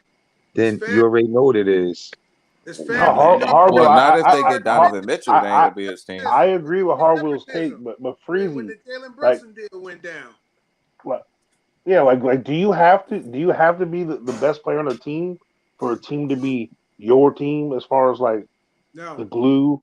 No, it's guy, not that. The leader. He's the point guard, though, Coach. It's not that he got to be better than Randle right now. It's that. I agree with your take. That's what I'm saying. I agree with you, Coach. He don't got to be the best to be the man. He just basically gonna have the ball in his hand, and I think he will be better than Randle. He's still young. He still got, he will be, but it's just a different player, different position, and I think just because he has the ball in his hand, he could tell Randle move, send him down more where he's more his power suit and down lower than the 3-point line. RJ could be ready to score off the catch, and drive off the driving kick from Brunson. So I think it's going to be better. Well, I think we would hope that Brunson can do all of this. We don't know for sure. Why don't you say that? Why you say that? He's played with the most ball dominant dude in the league. Ice, why would you say you don't know Brunson can do that? Did you not watch him in college and in the NBA? Okay, you want me to explain it? Yeah, I'll ask you a question. I'm like, why would you say that? Okay, all right, okay. Because guys look different when they get to the Knicks, right? And just because somebody was doing something on another team, on another situation, that doesn't necessarily mean that they're going to do the same thing when they get into a different role. Now, I have seen Brunson, and I think Brunson is a really good point guard. We've had other guys do well in other situations, come to the Knicks, and they're not what we expect. So this is why I'm saying I hope that he can come in and do these things. I'm not just going to say, yeah, he's just going to come in, he's going to do this, he's going to do that. I hope that he can, but I'm not just going to put it in the bank that he is going to do that. I am. And a lot of that is going to depend on the players. We're talking about subpar point guard play. These guys apparently aren't used to playing with a point guard, so that's going to take some getting used to as well. So I'm not. That's why there's training camp. When have the Knicks brought in a point guard entering his prime or in his prime? Yeah, that's a crazy take. Besides Marbury. Okay, all right. Okay. Hold on, I'm trying to reply to what you just said. You saying okay. Hold on. Now it's my turn. Wait a minute. You just said a point guard makes it harder to play with. Can I just say something? Randle and can I just say something real quick? And Burks bringing up the ball. Can I just say something real quick? Sure, go ahead. And I'll let you talk. Everybody in here has an opinion. I don't appreciate you saying my opinion is a crazy take. Okay, that's my opinion. It's not crazy. All right, I don't agree with it. When you state your opinion, there's things that I don't agree with that you say, Hardwell, but that's your opinion, and I respect your opinion. Let's not get to that's a crazy take and you don't know basketball shit, because I played point guard as well in high school and in college. So let's not go with the crazy take thing, because I know more about basketball than you do. I'm older than you. So I've played basketball. And that's another crazy take. That's a myth. I hate that's that. another crazy take. That don't mean nothing. And you know something? It might not. But the fact that you're saying I can only agree with that if you've adapted over time. Because I'm an old head too. If you still stuck in your old ways, you ain't better just because you're older. Okay. Yeah, that didn't make Hold sense. on a Now it's second. my time to But wait a reply. minute. You said you was gonna say something real He quick. didn't say he was better. Wait a He minute. said I he knew didn't more. say that I was better. He said he knew Well, He more. said he more, knew okay. more. No, I said I've been playing longer. So what does that mean? So you can't tell me that I don't know what I'm talking about. Yeah, the game You has can't. changed. You don't. You You can't don't. tell. You Well, don't. hold on a You second. don't. I'm saying that you don't know what you're talking about. When you first came in here, you said you didn't agree with me. That was when I first ever saw you. So now I'm saying that live on air, you don't know what you're talking about. If a player get a point guard and they haven't had a point guard, no matter what his good, I'm glad, no matter what his game is, you can't say the team is better off the rip because they got somebody who could dribble the ball. If you know Brunson played for Villanova, I don't care how long you played a point guard, the game has changed. So your points was not valid. Coach is older than your age. He just said that. He don't agree because you played longer. It don't mean you know more. Simple. That's simple, bro. All I was gonna say was my reply was gonna be if you don't have a point guard, no matter if he's a passing point guard or not, the team automatically get better because he can attack off the dribble. He's very good at that. Then I was gonna also ask him before he left. The Knicks haven't even really been in a playoff. This man just came off a playoff. He just knocked Phoenix out. He just been in a playoff run. He had big games. So what is he judging this man on? He's a championship champion in college. Like, what are you judging him on? He's from the seas. He's from his roots is from here. So you saying because everybody come to the Garden and it's going to change? That was another false statement. That's all I wanted to say. Yeah, no. And when Like it gets real, don't run if you still listening, because we He ain't in that hardware. He ain't running, bro. Because people disappear don't mean they running, bro. Stuff happened. Yeah, Coach disappeared. Coach, you disappeared. Does that mean you ran? Nah, he stormed out of here. Coach just I came right back on I an had a phone error. call. He stormed out of here. Yeah.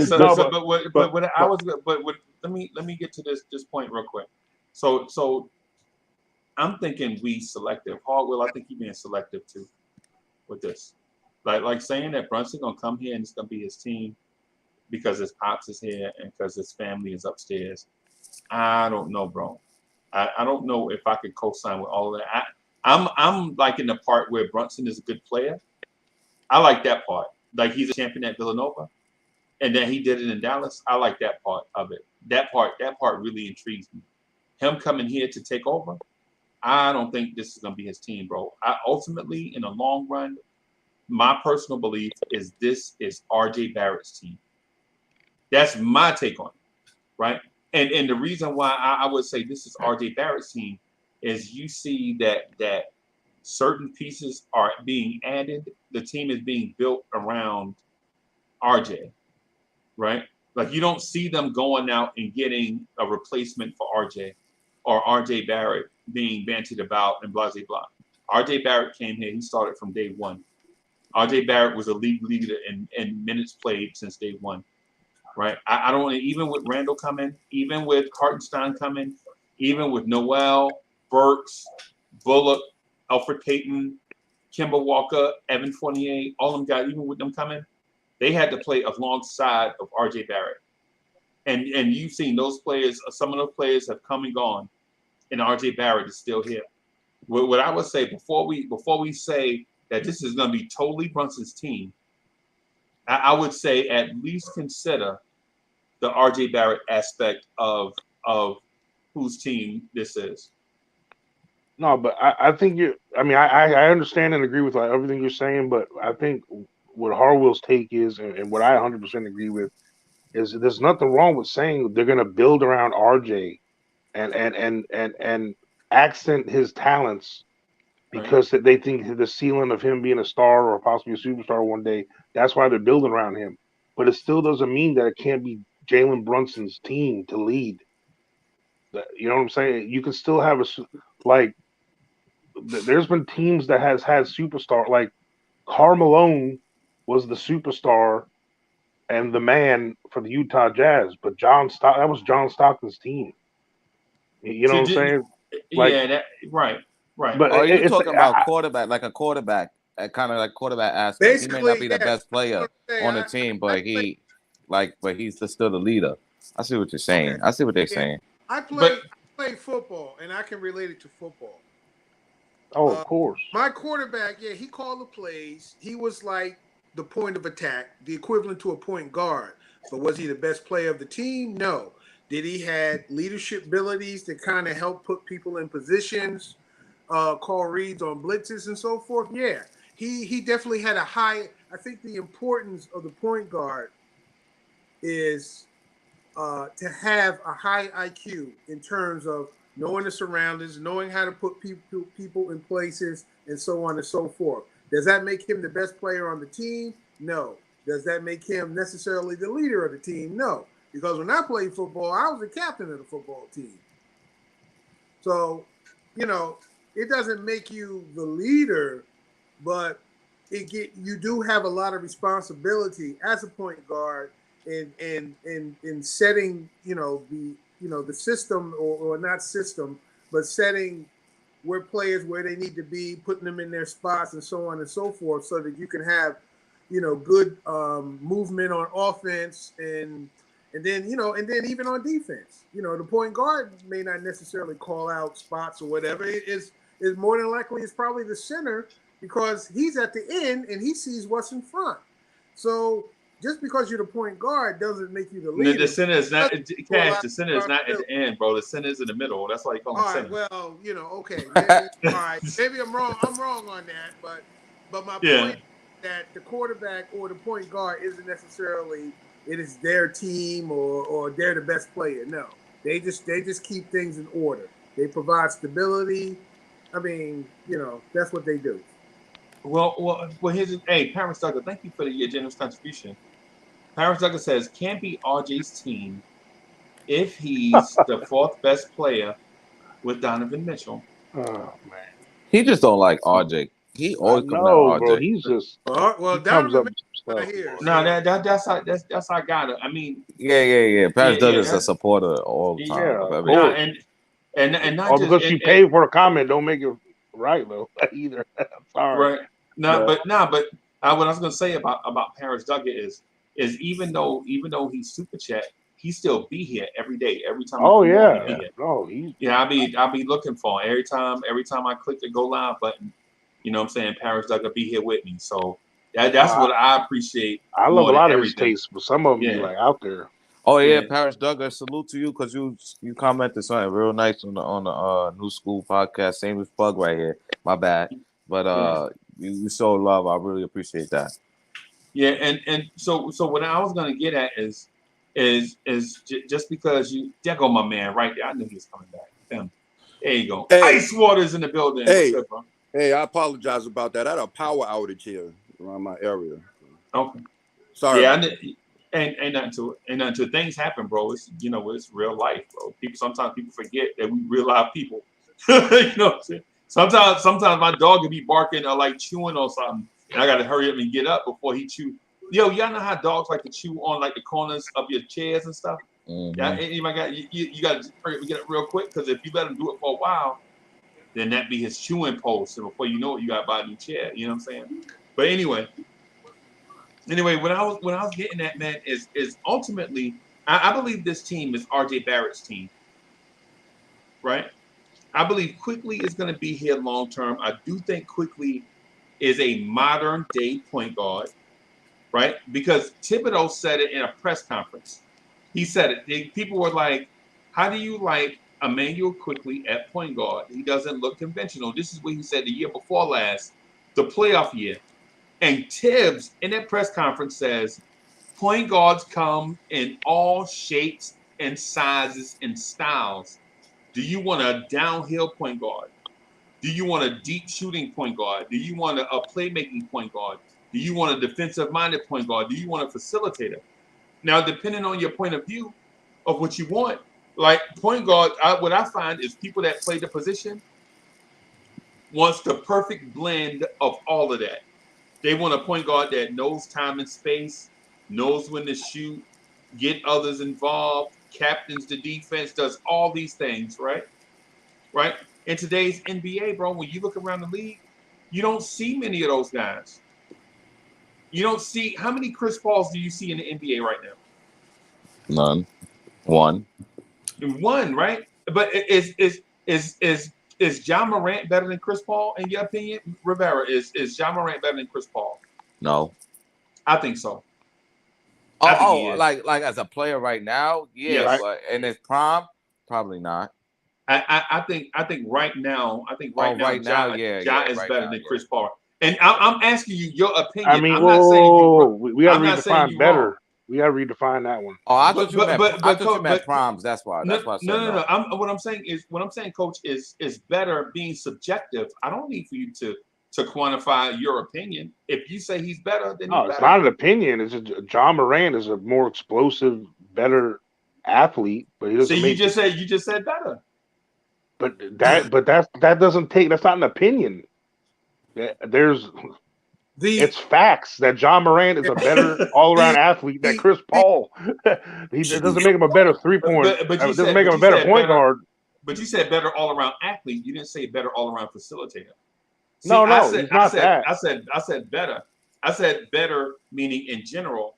I didn't say better meaning be specific about what it is. All I wanted you to do is tell me your opinion. Like, is Ja better than Chris Paul? And if you said better, you didn't have to explain to me why. It's your opinion, and I respect it. What I'm saying is that point guards are different, right? Because think about this: who's better, LaMelo Ball or John Morant? Whoever you say, that's your opinion. I ain't gonna cap. That's a hard. Yeah, whoever you say, that's your opinion. And they are two different style of point guards, right? Right. And they may fit their scheme for their team, Jesus Christ, differently too. Right. Right. Yeah, but and on top of that, honestly, for both of them, they probably make any team better regardless. Like they fit any team, to be honest. Like they're an upgrade at point guard for a lot of teams. Right. And you know what happens? Their teammates get better. They make teammates around them better by doing it a different way. When I see Icewater, every time Icewater say he played point guard, I always think about Maurice Cheeks. And I know y'all don't even remember Maurice Cheeks, so I don't even want to. No. I know y'all don't talk about back in the day, Freezy, because 76ers. Maurice Cheeks. Don't talk about back in the day. I know. Jesus Christ. I know. And every time I think about Hard Will, I think about Stephon Marbury. Right? Now, is Maurice Cheeks better than Stephon Marbury? Hell no. No way near. Hell no. Yeah. That's because y'all didn't see more Cheeks. I did. And see, the thing is, I did. I saw Marbury. Don't forget my age. I did. The thing they're different. The thing that you got to say is he a better point guard than Stephon Marbury? Yes. Is Marbury a better or more selfish scorer? Yes. I mean, when we ask this who's a better player, it's going to be Marbury. Just when we say who's better, simple. If you want to say he's a better point guard than Marbury, fine. If you want to find that, fine. I'm thinking the point of it is more of the game evolved more since Cheeks and Marbury. The guard play evolved more, and that's the point I've been making. That standardized guard play ain't the same, and the players are better now. But see, then, if that's the case, then you can't say guard changes. You need a point guard. Yeah, killing me, bro. I'm trying to get to a point. Let me get to this point real quick. The reason why I bring up Mo Cheeks is because when you go back and look at the box score, all you see is the numbers, right? But you don't see the fact that Maurice Cheeks sacrificed his offensive game to get everybody else involved. Maurice Cheeks could have averaged 32 points a game if he wanted to. You couldn't stop him, bro. When he wanted to shoot, you couldn't stop Maurice Cheeks. But he chose not to do that because he wanted to help get other players involved. You saying that? Yeah, but Marbury averaged 8 assists. I was going to say 9 assists, so he still has changed, and that's why it's important for them to have a high IQ. Now, just as you mentioned, you also, when it comes to point guards, you have your athletic. I'll be trying to get to my point, man. I keep getting cut off, man. I'm sorry, Freezy. That was me. My bad. I just wanted to get. Go ahead, Freeze. Yeah. So what I'm getting at is these players do it differently. Marbury, I'm not saying that Stephon Marbury, who I love, by the way, I love Marbury as a person, as a human being. right? I love him as a human being. I love him even more as a player. I think he is grossly misunderstood. I think his legacy is tarnished because the Knicks was stupid, right? I think Marbury is that guy that could have done it in any era, in any way. During his era, like if you look at the offensive systems that he played in, he went from up tempo, mid tempo with Minnesota, up tempo in Phoenix, right? With the Knicks, Larry Brown went to slow it all the way down and play Hoosiers basketball, right? Marbury wasn't the problem. Larry Brown was the problem, and we saw that after Larry Brown left. Larry Brown was old and washed up when he took the Knicks job, right? My point is about point guards like Mo Cheeks Dennis Johnson, point guards from a certain era. They sacrificed a lot so that others could score for team continuity, right? A lot of people. There were scoring point guards back then, like Terry Porter. Terry Porter could score. Kevin Johnson could score. Tim Hardaway could score. You know what I'm saying? Mark Price could score. But what did those dudes win? Nothing. The two guys that I mentioned their name, Maurice Cheeks and Dennis Johnson, they won championships, right? They were championship point guards. And they knew winning a championship is more important than them scoring, right? Dennis Johnson did it in two cities. He did it in Seattle and in Boston multiple times. Mo Cheeks did it in Philadelphia with Dr. J and a bunch of dudes that was begging for the ball 24/7. If you was alive in 83, you knew that team wanted to win a championship for Dr. J. This dude played with Andrew Toney, bro. Andrew Toney never saw a shot that he didn't like. This dude played with Andrew Toney. They used to call him the Boston Strangler. You know what I'm saying? What I'm getting at is before we say Quickley is not this thing, what we should allow Quickley to do, because we say it for everybody else and don't say it for Quickley. And I don't think it's fair, right? Because we say it for Obi. Uncle Freeze, you gotta let Obi do. Okay, I'll let Obi do that. Just now with Grimes, I called him Frank. Everybody's like, "Oh no, man, you gotta let Grimes do." So we gotta do it for Grimes. Man, RJ scored 20 points a game on 52,000 shots. And then people are like, well, he only 22. You gotta let him do such and such. But as soon as I say Quickley name, everybody like, nah, he ain't it. Yeah. What I'm getting at is at least with Quickley, you see a progression from year one to year two. You see the assist totals go up. You see the rebounding totals go up. You see him take more of a leadership role. You see him in game going to the coach to get coached up. And other times you see young players walking off the floor, they mad because their minutes ain't right. It's like these dudes I used to hang out with back in the day. You know what I'm saying? They finally get their whip and they mad because the paint on the car ain't perfect. They're like, yo, I asked for ruby red and they gave me this fire truck red. I'm like, bro, y'all used to live in a single wide with an air conditioner in the window and a hole in the floor, right?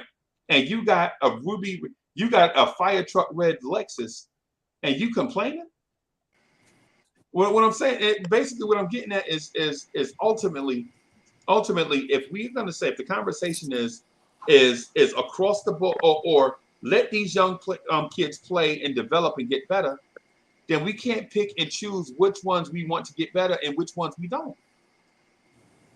Because if we say, yo, you can't do that for Grimes. You can't say Grimes is Frank. But then when we say IQ, then we say, no, he's just Lou Williams. Let him play that role. How fair does that sound?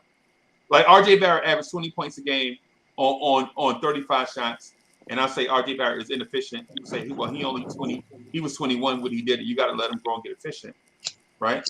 And then when I say, well, what about Quickley? What about if Quickley takes his shot percentage from 38 to 41? Like, nah, he Lou Williams. He got to be that. You know, that's why what I I'm say saying. that. You know why I say that about Lou?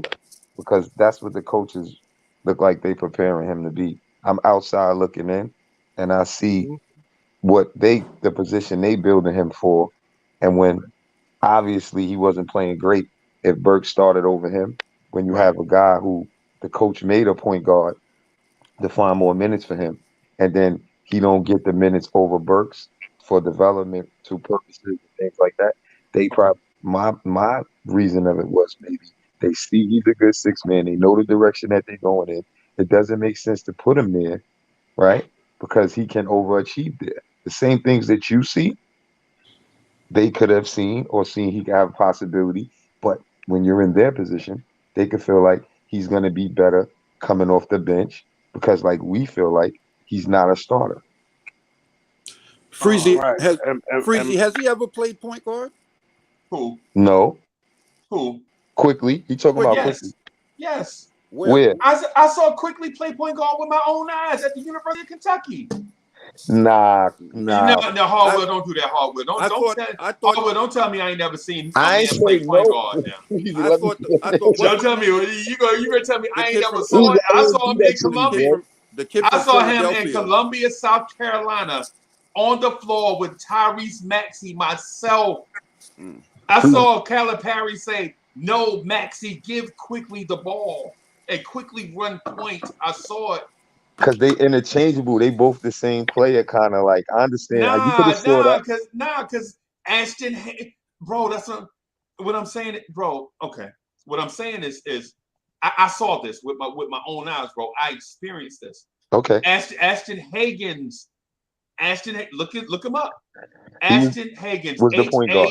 Hagans, was the point guard, and he was trash. But he was a highly touted recruit. He's from Atlanta. He's from the same town my nephew's from. But go ahead. I know you're talking about. Right. He got to Kentucky, and he was trash. Right? Calipari was like, "No, quick, go get the ball." They used to run them all three together. True. They would run all three of them together. And Quickley was the afterthought. And Calipari moved Quickley from the third guard to the lead guard during games. And once he did that, Quickley got so hot at point guard. Think about this: from January to the end of the season, Quickley was so hot at point guard that he went from the third guard to SEC Player of the Year, playing point. But did he ever start him at point? No. Yeah, but the college game is different. I'm Freezy, sorry. Did he ever start him at point after that though? That's my question to you. But what's okay? So when he officially made because the point came from this is the real point. This ain't conjecture. Okay. The real point is that when Calipari made the official move, the SEC had to cancel their season because of COVID. That's officially what happened. Okay. I remember that. Okay. Yeah, when Calipari officially made the switch, he was like, "Yo, this dude is too good at point for us to try to keep bringing him, like having him play all these multiple roles. He is the best guard defender. He's the best guard defender. He's scoring for us in the clutch. He hitting all the clutch free throws. He doing all these roles, bro. He's the leader of the team. Why deny him? Why deny him the chance to be that?" And then when Calipari finally made the move, the season was canceled. But the thing is, all because he was the best for that spot for that team doesn't mean that's his natural spot though. Like I mean, I agree with all that stuff you were saying and all that, and Calipari is going to make him the starting point guard. But with who they had with Maxey and that other dude, I didn't follow Kentucky enough to get yeah. Like he was the best guy for that job, for that team. And that's fine. But it doesn't make him a point guard still. Like for that team. Well, Coach, what about the fact that he played point guard all the way through high school? What about that point? He played what, Freezy? Yeah. Point guard through high school. There's guys that didn't. Yes. Okay. All right. I'm going to pull it up right now. He did? Oh, I didn't know that. Yes. I'm going to pull it up right now. There's guys that play certain positions their whole career. Then when they get the NBA, they're just not built. So Freezy, why he don't look like a true point guard then? What's a true point guard? I mean, you going by the stats, and I said I look at the stats and I watch the games, right? I seen plays that he could have made that he didn't make. Right. And he makes the play all the time to Obi, But my thing is other plays that could be made, and I don't see him make them. That's the only reason why I judge him on. If I had the ball in that position and I see somebody open, what, he's not supposed to pass it? They're not going to make the shot. These are all professional players here. He's not seeing the player. That's the problem I have at that position. Unless he's going to score the ball, or the pass ain't there, he got to shoot. Shot clock's running out. That's different. Right. Now I mean, I think he has the skills and the IQ to be that position, but the way he's been playing, like he hasn't been. It just doesn't seem as natural of a role for him, at least for our team right now. Like that's what my take is on him. Like, and to piggyback, because I didn't get a chance to really chime in on the better point guard and Bo Cheese. So, like the adaptation and the skill level of the players today are obviously better. That, like, as far as the all around athleticism and the things that are expected, like after the Mo Cheeks era and Dennis Johnson era of point guard and all that, the traditional point guard, the facilitators, the making other guys better stuff happen. Then the explosive athlete thing started happening. The Stevie franchises, the Derrick Roses, the Marburys, the Baron Davises. It was all them guys. Then all of a sudden, Curry came around, and now the point guards are shooting threes, and now this guy's got to do all that. So now, Coach, athleticism wasn't born 20 years ago, Coach. No, I know, but that's not what I'm saying. All right, I'm using the words athleticism. I'm talking about all around skills. Now these kids, there's these kids that possess the IQ because of how much basketball they're playing, and the AAU, like they have the IQ, they have the explosive dunking ability and driving to the rim, and some of them can shoot threes. Now they can have those three tools now. Now there's kids that are like this that are built for that, but there might be other intangibles like handling, a team, being able to handle the spotlight. There's all these things. All around skill wise, they're better now. I can't not admit that, and no one else can. It's not opinion. It's evolution of human beings. They're better now. An evolution of athletes. You know what I'm saying? Yeah, because they learned earlier. I went to a basketball camp with 4-year-olds, right? 4-year-olds 20 years ago. 4-year-olds, the basketballs are on the floor. 4-year-olds are sitting on the floor, crying and all that stuff. I go 2 weeks ago. 4-year-olds are doing crosses, right? It's the evolution of the game, right? But I will say this to athleticism, bro. Man, in the 60s, one of the best athletes to ever play was Wilt Chamberlain, a dude 7'2", running a 4.6 40 and benching 500 pounds. He run 4.6, bench 500 pounds, and I think he had like a 46-inch vertical. Right, he was an anomaly. 60s. Right, but what about David Thompson and David Thompson in the 70s? Skywalker. But you can only name 2 or 3 guys in each one of those generations that were built. But I'm not just naming 2 or 3 guys. You cut me off before I can name some guys. What I'm saying is the athletes are there. I think though when you couple the athleticism with the skill, and so it's not just the skill too though. It's a diversification. Like players now have more diversified skill sets than ever. Like right now, you see more 6'8" guys doing more guard stuff than you ever seen. You see more 7-foot guys doing more guard stuff than you've ever seen before. I mean, it's one of those things. And basically, what I'm getting at to the Quickley thing is instead of us picking and choosing which guy has upside and which guy doesn't. If we're saying that for Grimes or say even McBride and Sims, let's just say be patient with everybody. That's my point, right? Instead of saying, well, Grimes is the guy because we saw something in a newspaper article. Let's just say give all the kids time.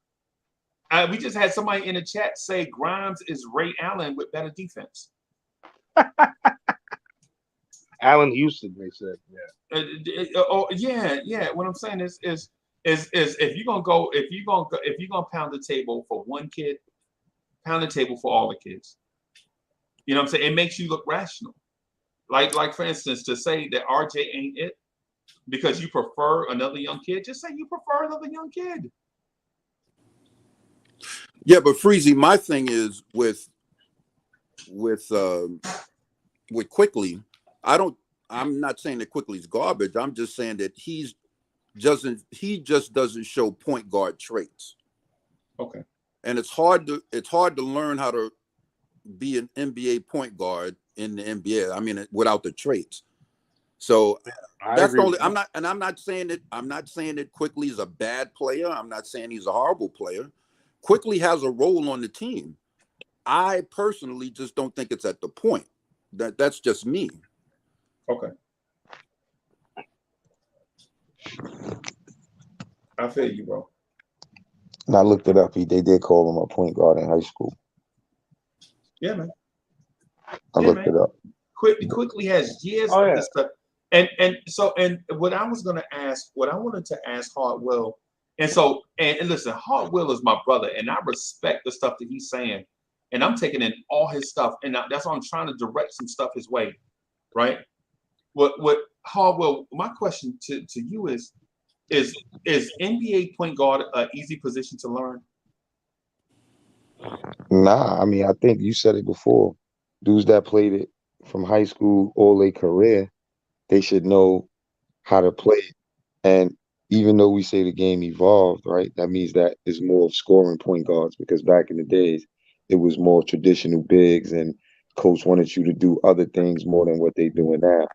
So I feel like guys are growing up being able to score the ball and still make plays, have the IQ to make plays. You know what I'm saying? And it's like with the Brunson point, right?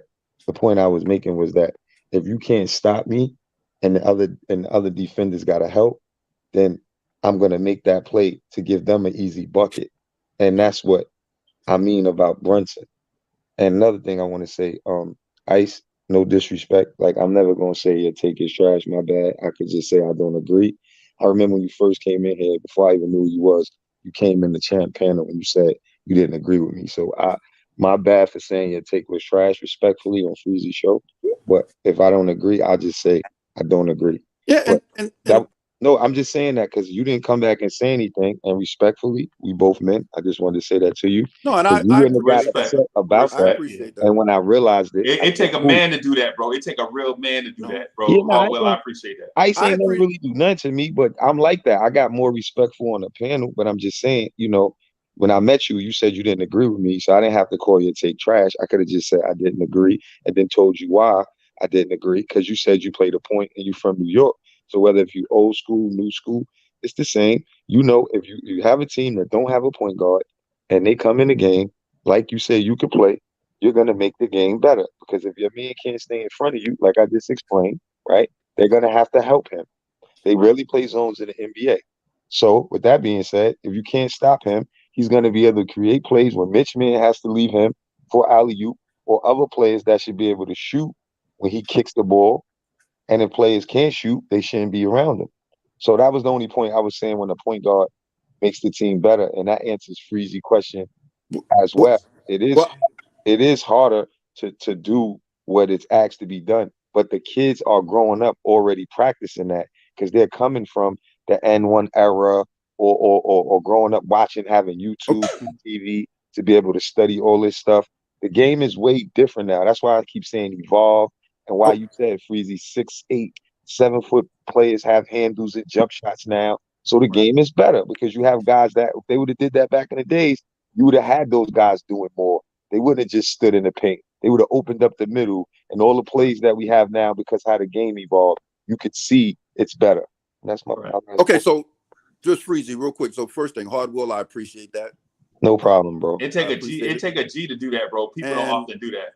And that was some real stuff. And yeah, I remember when I first came on, we disagreed, but you know, just because I didn't agree with you, that doesn't mean I don't respect you. I know, that's why I mentioned that, because you didn't disrespect me, and I said I should have did it the same way, and that's why I apologize. But sometimes I go hard, man. I ain't trying to be you know, that's why they call him Hardwell. Yeah, that's what New Yorkers do. And I appreciate you, Ice. No, I appreciate that. But the thing that I was trying to bring up about this guy, Jesus Christ, this name just escaped me. The point guard that Brunson in Dallas, and I understand what you're saying about it, Villanova, but in Dallas, he's not the primary ball handler.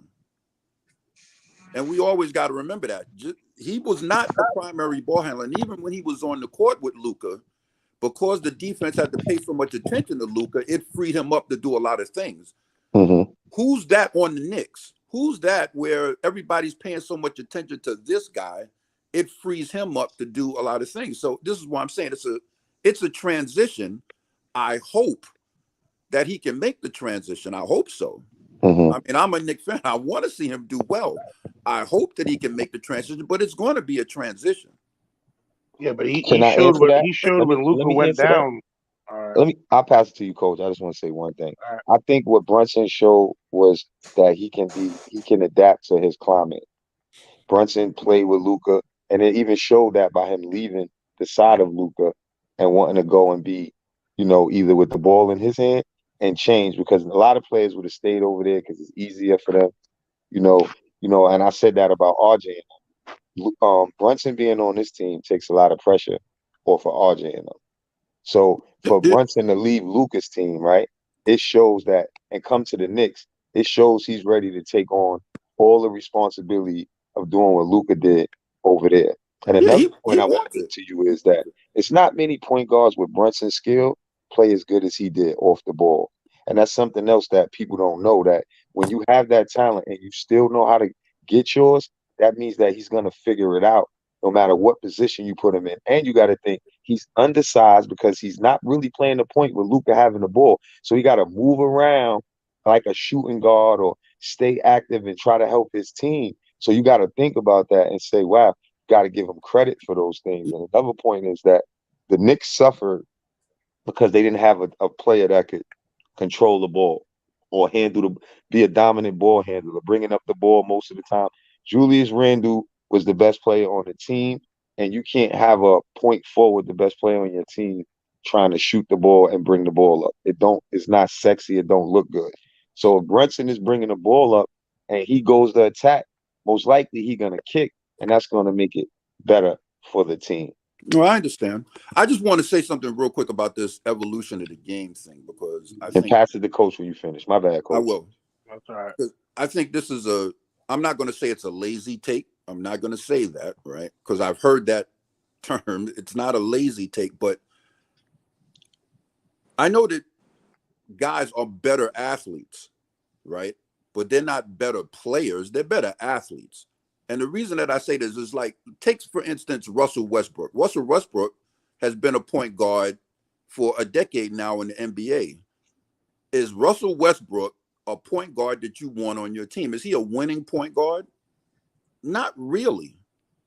He's very athletic, always been athletic, but he's not a winning point guard. You really want your point guard grabbing 10 rebounds a game more than your center? I mean, that's not something that you need for winning basketball. And I could be wrong, but tell me the teams that's been winning championships in the last 10 years with athletic, scoring, dominating point guards.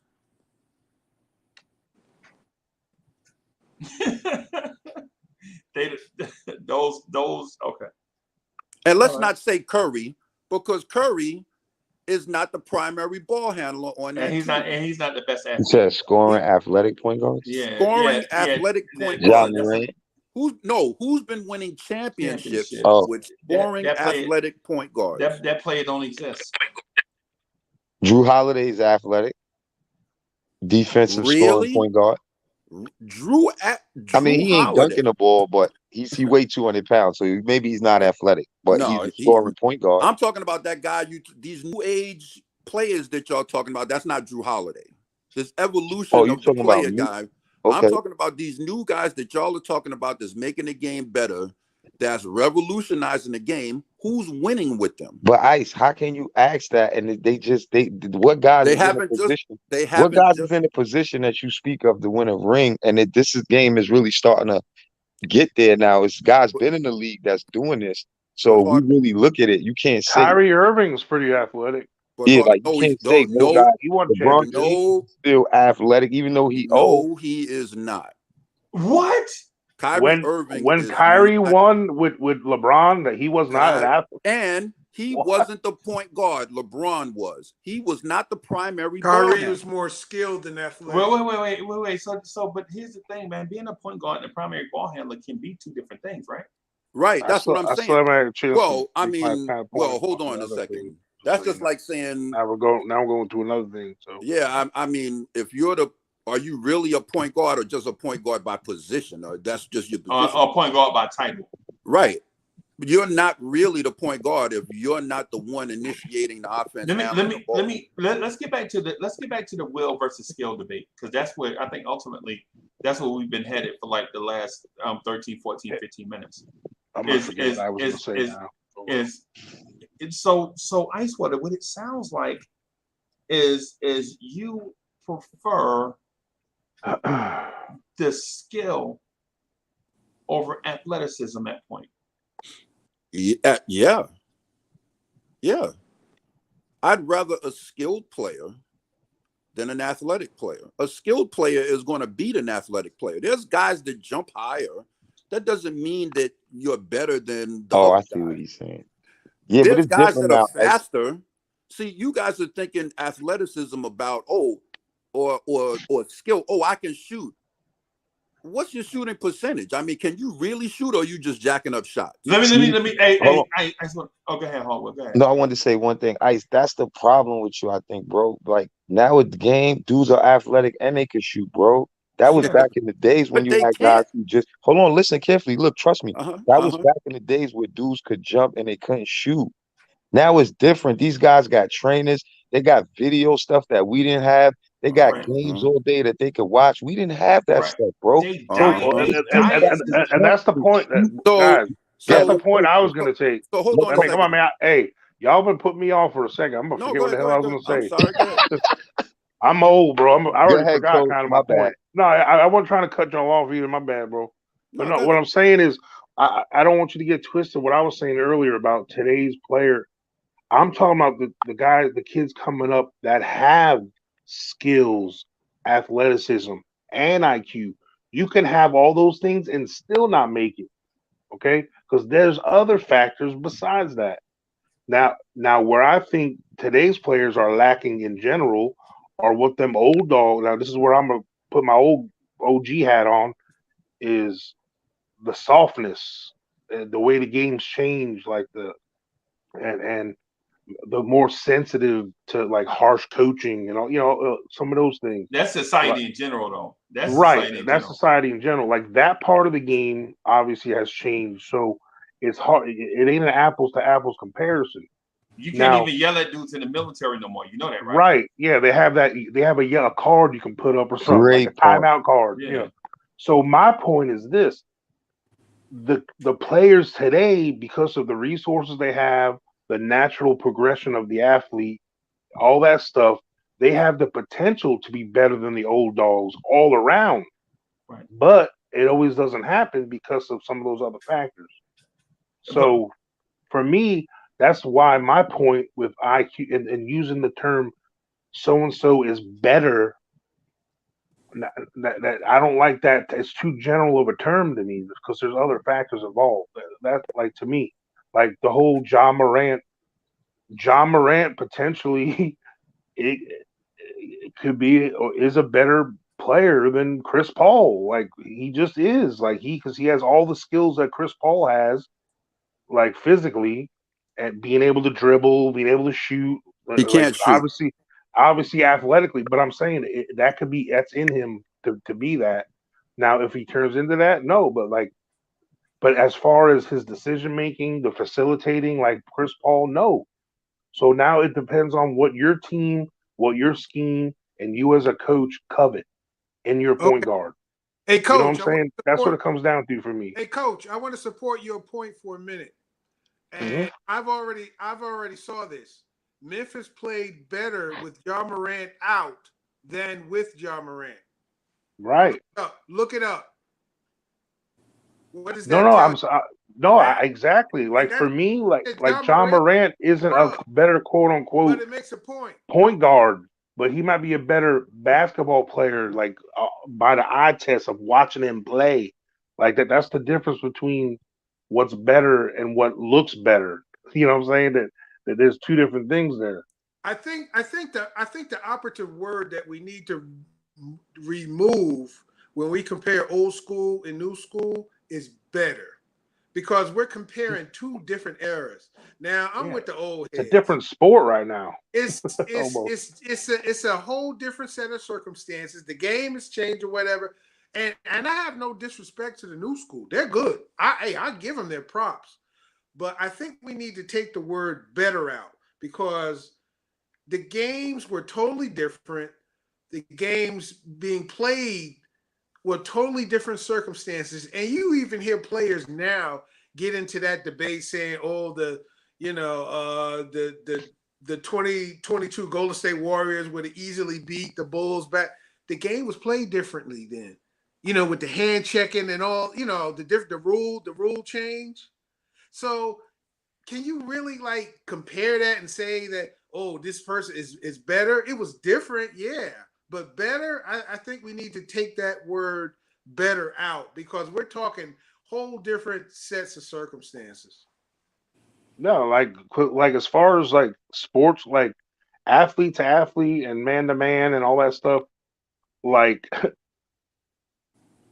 that Michael Jordan team. I mean that's it's hard to compare that, and I'm gonna get roasted for this, but those '80s teams, they'd be a 500 team in the league today. They just would. I'm sorry to say, they just would. Yeah, Michael Jordan's gonna get his and all that, and I get it. Yeah.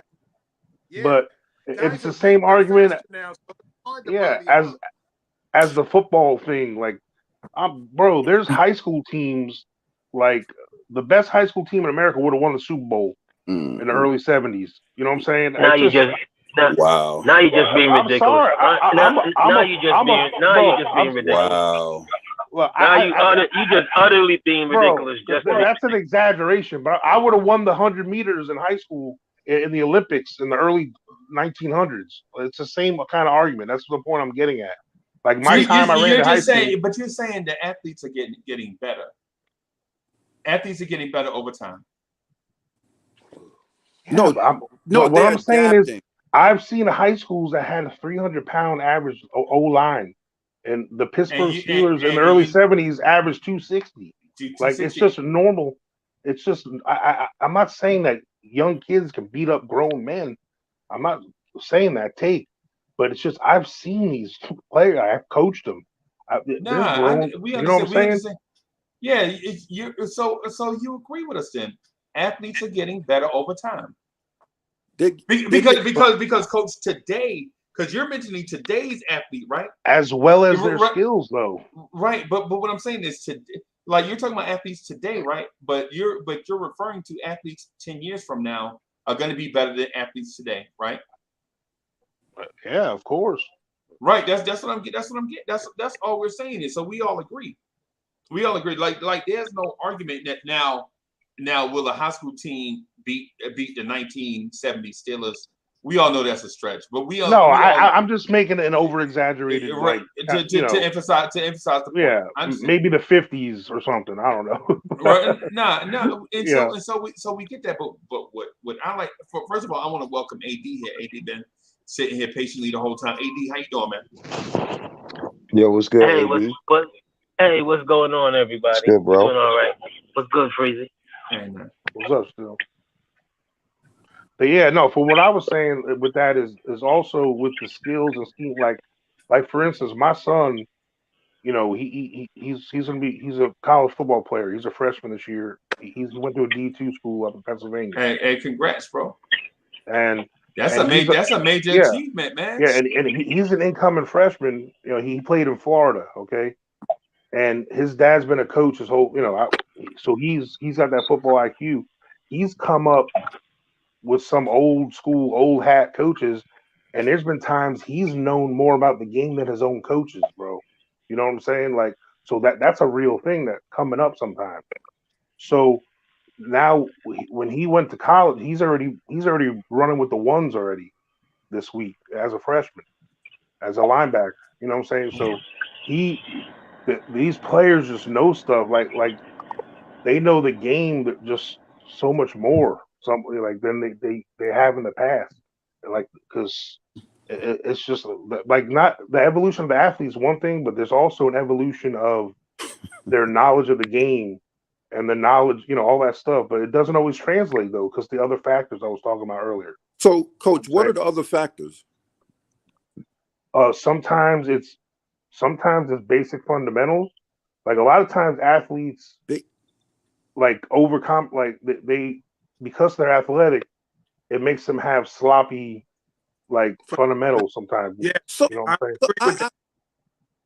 So, but as far as like their knowledge of like the whole like scheme and of like the pick and roll action, like the defenses, and then when you talk about as far as football goes, with all the new coverages and all the different offenses, and I mean just everything. Coach, let me ask you a question: is fundamentals a skill?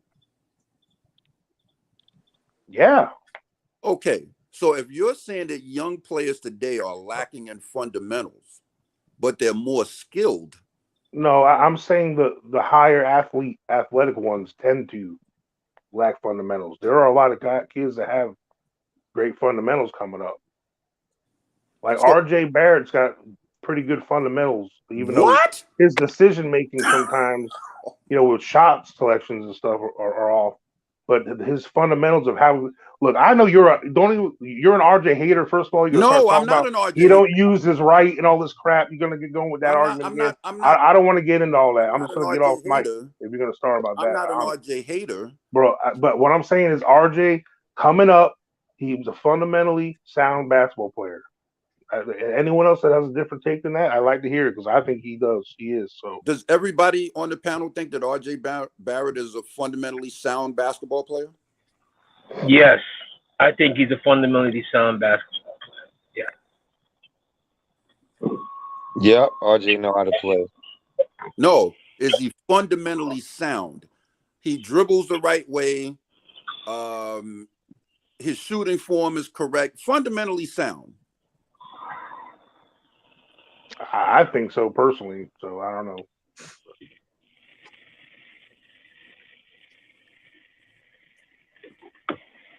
Yeah, to answer the question, yeah, I think he's fundamentally sound.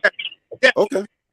Yes. Okay. Yes, he's fundamentally sound. Because he's not athletic like that, and he had to have some way to make him have all the success that he had. I think we judging him, off of the Knicks situation, which people say we making excuses for him when we say what the situation was. So I don't go into it. I just let him play and do what he do, because we say, oh, this person should start, or this person should be doing this, but RJ's already starting. I see dudes in the chat saying Grimes should start over RJ and or quick or like it's just not reality, because we're just here and they're in the practice with them, putting him in position to start right now.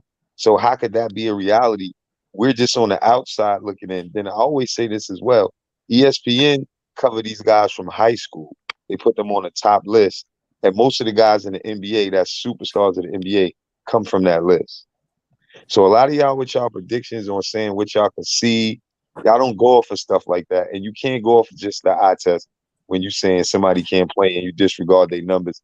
Disregard the people who've been covering them since high school. Because then if you pick a player that's better, he's not on these lists. He didn't average more than him in high school or college or the NBA. Or if it is in the NBA, it's only by a few more points. So that's debatable. So what is the points based on? Is there any research there? Is there anything? Or is it just your personal opinion? Because then that's where we disagree at. You know what I'm saying? Well, Hardwell, I agree with you with the practice, with the coaches thing. Especially, I agree with you on that. The coaches, they see these guys in practice and they know who should be starting or who should be playing the pointer. I totally agree with that. Because if Grimes was better than RJ, I'm pretty sure Grimes would have been getting more minutes than what he was getting. I agree with that too. But that's just my answer to when we say, do we got fundamentals or when we put him down? Because that's just like not saying anybody specifically putting him down, but the question is weird when people cover him longer and place him where he is. And then when you look at his numbers and see what he's doing, and you look at other guys' numbers who second, third year in the league, they didn't average these type of numbers. You know what I mean? And some people say it's because of opportunity, but then I say the team wasn't developed around RJ. And when you get a third pick, most NBA teams are doing that.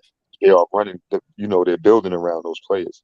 Or those players are, RJ's a big part of the Knicks, don't get me wrong, but you see Julius was the main vocal point, and you see how it went to RJ mid-season. He wasn't prepared for all of that. So I just look at it as from if we had a better situation, a coach to put him in position to be better, I just think he would be better. Not trying to take away all the flaws that I've seen. I've seen a lot of things he got to improve in, but I knew his game before he got there. He never had a lot of moves or all that kind of stuff. He was just a hard worker, and he continues to get better. And I didn't never vote him to be 3 or 2 on the top 100 list. Those was the people who watched him since little and, compared him against his peers and placed him there. You know what I'm saying? And still to this day, when you look at his draft class, it's not too many guys you're going to say better than him. If you do say it's a lot, then you just don't like him. Yeah.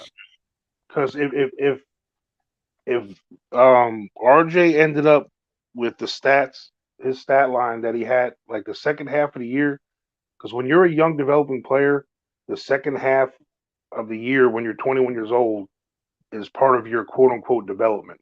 Okay, because the NBA is a long season, and when you're a young player like him, you improve or whatever you do throughout the whole season. Like so, the second half of the season, in the grand scheme of his career, a half a season's a lot of time comparatively to how much he's played already.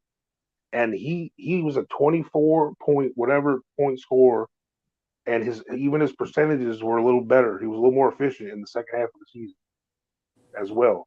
If he had those stats from here forward, I mean, he's an all-star.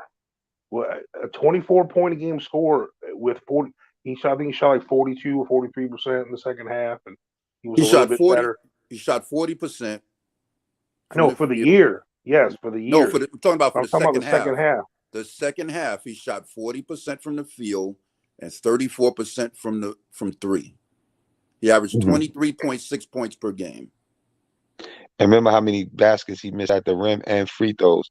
And when you look at that, and you got to think, that's why I'm predicting on that to see his fourth year. You have to improve again, and through turmoil and missing shots at the rim and free throws, how many points you think he can average? Maybe around the same because we got Brunson, or maybe a little less, but it should be more efficient. And I still just want to see growth. I don't really get caught up into like people do, because we haven't had a player better than him. When I ask Knicks fans that, they can't say nobody. Some people say Porzingis, or some people go back 20 years.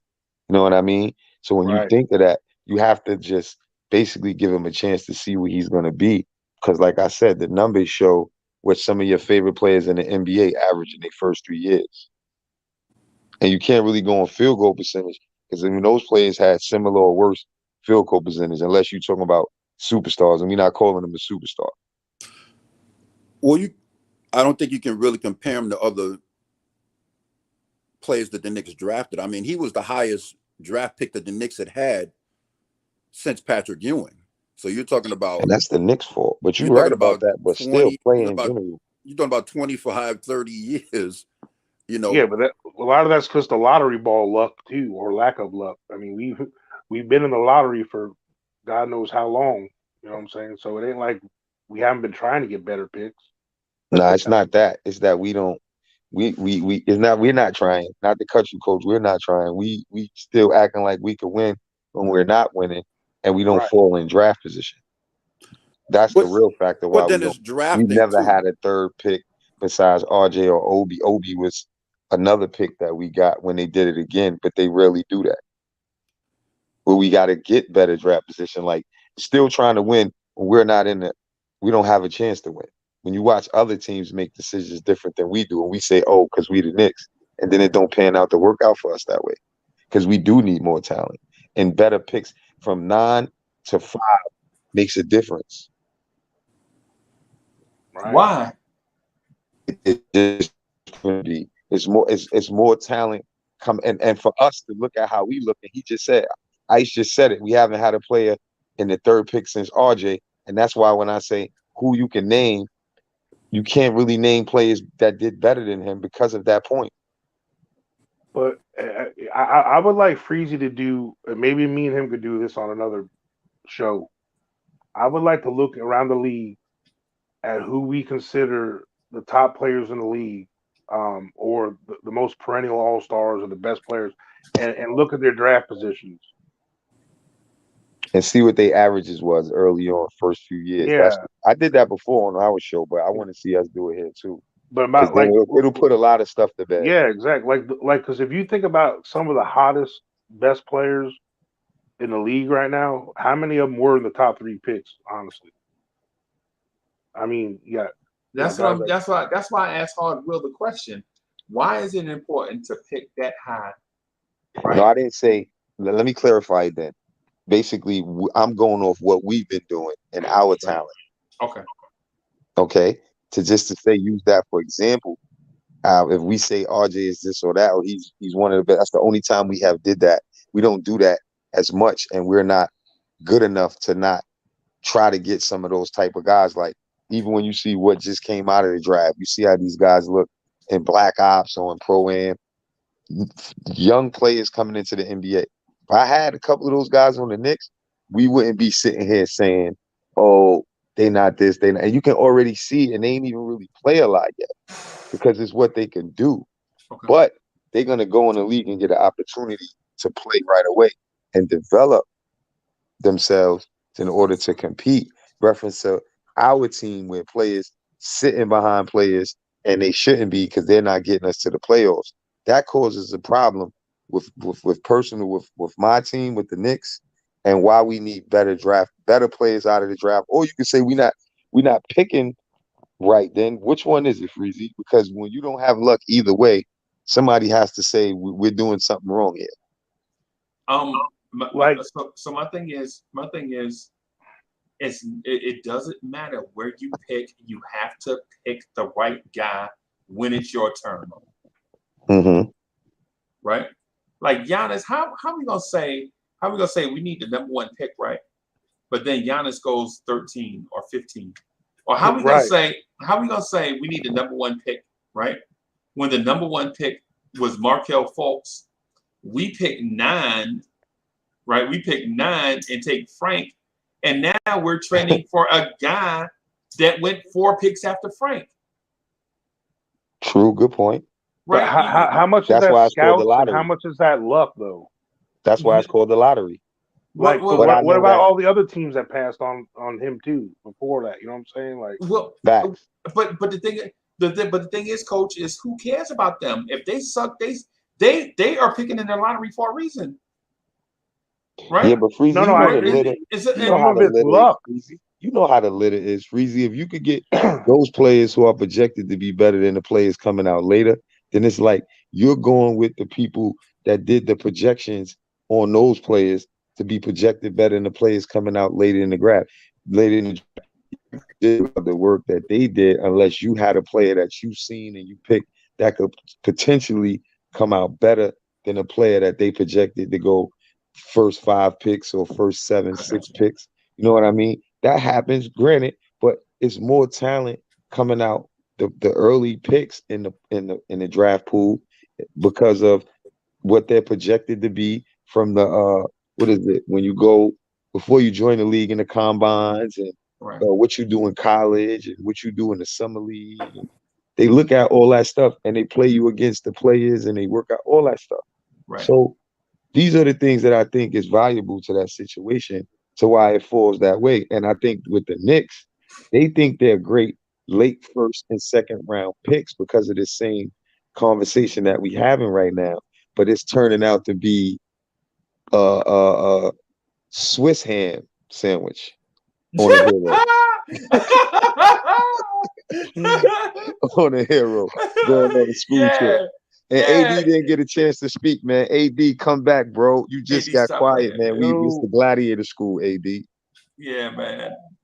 D'Angelo, what's good, man? What's good, D'Angelo? What's up, guys? What's up? What's up, Freezy? Yeah, man. And I got about 20 minutes left before I gotta do some stuff, man. What I want to do is hard. Well, I want to So first of all, shout out to Todd Barbie, who introduced this topic to me one night. We were talking like 2:00 in the morning. Bro, y'all gotta stop this, bro. Y'all gotta allow me to get some rest sometimes, man. Like cats legit hit me up and be like, yo, have you ever considered this for the show? And I'm like, bro, you know what's like the only reason why I answered the phone is because I had to pee. You know what I'm saying? Like, you know what I'm saying? I was up going to the bathroom and I see the phone vibrating and I'm like, oh God, dog. And then when you don't answer, they be like, yo, Uncle Freezy don't like. But anyway, to Todd Bobby introduce something along the lines of what Hardwell was stating, and that is the late first and early second round picks that we get, right? And is the late first? You know what? I need to save this topic for Shot Smoke. Yeah, I know Shot Smoke will go. Shot Smoke will go crazy. You know what I'm saying? Shot Smoke that yeah. D'Angelo, how you been, bro? Hanging in there, busy. You gotta text me the link when you do that smoke show. So me and Shot could go back and forth. Nah, man, you supposed to be doing something. No, he is, but I thought we was doing the draft. We could do. You just let me know, because I told you like the week, not next week, this week or the following. That's the week where we could do whatever. Okay. As long as it's not on a Monday, Wednesday, or Friday. Right. Yeah, so speaking of draft, the market. What was up with that old school draft? I know you said someone dropped out. But... Yeah, what happened to our draft show? We gonna do I want to redo that one, but I'm having a hard time using I have it pulled up right now. It's what I've been working on while you guys was talking. The basketball GM, the app. You know what? As a matter of fact, I'll put it on the screen so y'all can see where my struggle is. Right? Yeah, because y'all know I don't forget about nothing, man. I be wanting to work on everything, man. But you're the hardest working man. Yeah, man, I be trying, bro. So this is what I've been trying to work on, man. The whole plugging in the players so we can get the league started, man. And if we don't use it, because I've been talking to EG 14,000 behind the scenes to see how we can get this cranked up and started, so y'all see how this thing works, right? But at the same time, man, we can't get the stuff plugged in here. I might have to do it on 2K. Wow. Right? Or I mean, the other thing is, can you make a league where we all have to just download this app and then join it, and then we can insert our team? And then you mean do the draft all over again? I mean, I don't care. Well, I mean, I guess we could do that. I mean, honestly, we would have to do it over, probably. I mean, most of the fun is drafting. Honestly, like just drafting a team is like really a lot of the fun part. But right, I'd like to see how the teams do, obviously after. But I don't mind either way, personally. Excuse me, guys. I got to pull off. Good talking to y'all. I'll catch y'all later. All right. Hey, Ice Water, stop going upside my head when you come on here, bro. Okay. I just want to be. Sorry about that. No, I'm just messing with you, man.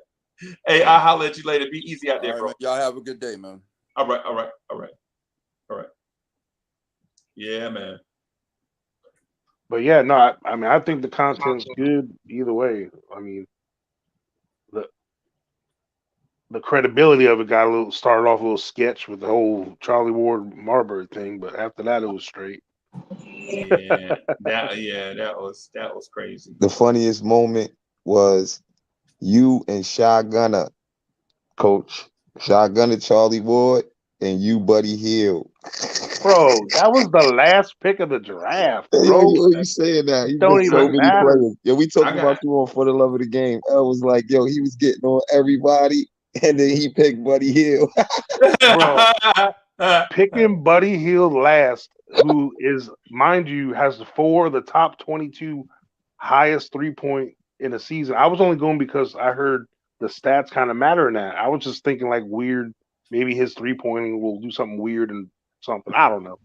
You But ain't no, gonna. I know what You you're ain't saying. getting no run on your team. You got too many good players. Buddy Hill ain't getting a half a minute. No, he ain't playing. Exactly. Hey, as soon as I did that, why do you think I came up with the hey, let's do an undrafted guy? Then I picked up Dennis Johnson so I So can you can replace swap him for Buddy Hill. But no, I'm sorry. Picking Paul Pierce, like where he was picked and all that, that was way too early. Like some of them things were way crazy. Yeah, man. That's why I'm gonna win the Crazy. league. Y'all let me get Durant, Curry, I Barkley, know. I said Wade, that. Freezy had the last Moses pick and Malone, he came off with all that. I said, with wow. Mark Jackson. My That's last why I 3 was picks saying is Stojakovic, Mourning, I and wanted Mark the Jackson. first or the last, bro. That's why I was saying. Yeah, Now, hey, Freezy got a good team. Greeny did his thing too. We gonna figure this thing out, I folks. still like my team though. We gonna figure this thing out. We just have to figure out a way in order for us to A, have fun, B, do it in a way that everybody can manipulate or work their team the way they want it. 3, put this results on the screen, and 4, do live stream so that we can talk about, you know what I'm saying, when coach team plays Hard Will's team, why did coach submit this lineup? You know what I'm saying? Blah, blah, blah. Yeah. Yeah, that's gonna be fire. Yeah, like so you can like talk about like your mentality, like, oh, you know, I'm a this is what I was thinking. yeah. So that's what I want to do, That's man. good. But yeah, man. Hey, man, D'Angelo, man, it's been rough out here in these streets, man, for Knicks fans, man. It's Amen. August, and we still don't have Spider. Oh, don't get me started on that. You know, switching. I mean, at this D'Angelo, point, they said I don't think Grimes is holding up the trade. D'Angelo, what you think about that? What's that? I couldn't hear what. They said Grimes is holding up the trade. What you think That's about bold. that? That's Bro. Well, I said it. I said that early. If that's the truth, I'm done, bro. I'm done. D'Angelo, what you think, D'Angelo? I thought he was gonna start cursing crazy Italian on us. Oh, I'm holding back, but it is a family show. We know that, bro. When you never know when you get 3 Italians in the place, bro. You never know what's gonna happen, bro. It's all all 3 right. Italians in the place. You never know. You never know. Word. The ball's turned over. Everything's all turned over. Yeah. Wait. Hey, coach, you Italian? Of course. Oh, when you La get 3 Italians in the place. Paisano. What Italian are you? What are you? I'm Napolitan. I'm Calabrese and Napolitan. That's me too. I got the both too. Yeah. That's it. Hard headed. There we go. Hey, so you didn't ask me. Somebody asked me. What Italian am I? What Italian are you, Freezy? I'm honorary. Oh, honorary. Yeah. Hey, we'll take you, baby. I'm honorary, bro. You Sicilian. They a little darker down there in Sicily. Yeah, I'm honorary, bro. Because listen, I love my brothers. I don't care where they from. Listen, man. I love my brothers. I don't care. Yeah. Where they from. I don't care if they from up on the hill or down in the Coach valley. only a little darker than us. Coach only a little darker than Freezy. Yeah, bro. Hey, I'm in Florida too, boy. I get in the sun. Sometimes they think I'm a light-skinned brother, you know. Yo, Chuck Allen was alluding to the fact that I'm Samoan the other day. Wow. I'm Samoan too. Oh, yo, Freezy, don't go to Cali or Vegas. That's where they at, man. I've been asked about that too because I'm a real big dude. They ask like, "Are you part Samoan?" Yeah, Samoan though. I got some friends though that's Samoan, good people, and they ain't no joke. And your tattoos. Get busy. They will break you up. Trust me. I got some Cali Samoan friends. When I go out there, they hold you down. I do have a little Puerto Rican in me though too. I'm like 1/4 Rican. I'm 3/4 Italian, 1/4 Rican. I call it. In the chat, they said you look Cuban. They said all you missing is your Cuban cigar. Yeah. Hey, yo, ladies and gentlemen, DJ EFN is in the building. Oh, hey, listen here. Oh, he said God did. Yeah, when the Knicks finish this Mitchell deal, I'm gonna grab me a cigar. I'm gonna come up, bring the cigar on chat. Right. That victory cigar, baby. Hey, no doubt, y'all. I don't think that cigar's ever going to be lit because I don't think we're getting it. It doesn't matter. Bro, when the Knicks win, While you BS, it's gonna be a blunt. Right. And D'Angelo remind me of my guy Geno's. Y'all know Geno's, right? They own all the Geno's pizzas in New York. Look at that. There's about 12 of them. Yeah. Yeah, man. Yeah, man. I can't wait for the Knicks to win this title. But I got something I've been working on for everybody. I'm gonna try to recruit Ty Barbie on so that he and I can have this conversation that we had one late night because the conversation, it was so deep that I couldn't believe what he was asking me. And then at the same time, I couldn't believe where we are versus what is happening. And it's weird because when you just get into that, instead of, and like what I did was humbled myself. What I did was humbled myself. I didn't go based on all the things that I knew. What I did was allowed the conversation to morph by asking new questions about the same situation. Right. So I just flat out asked. I was like, yo, I'm just gonna pretend like I don't know anything. Like, these last 2 years, I'm just gonna ask fresh questions about the approach, and maybe I can get a better understanding of where we are and why Donovan Mitchell is not here. It's kind of one of the things I did with Queen Steph last Friday when BK Steph was here, and I think we're gonna be on her joint next week. But basically what we did was just ask questions, like take all the stuff we knew and threw it out the window and start all over from scratch. Like, what is this front office doing? What is the ultimate goal? You know, all that type of stuff. So I'm gonna work on that with Ty Barbie, see if I can get him on today. You know me. I'm like, hey, Ty Barbie, what you doing? Hey, I got all these briefs, man. I got like 5 cases. Hey, can you come on do the live stream? And he's like, man, didn't I just tell you I was going in the courtroom? Nah, man, I just want you to do the live stream real quick. I only need 4 hours. 4 hours. You know what I'm saying? Yeah. So I'm gonna ask Bobby if he can come on and so that we can have that conversation. But for now, I gotta fill up a dumpster with trash. I'm doing a renovation on a joint, so I'm remodeling. I gotta tear down cabinets and do all that stuff while I'm working.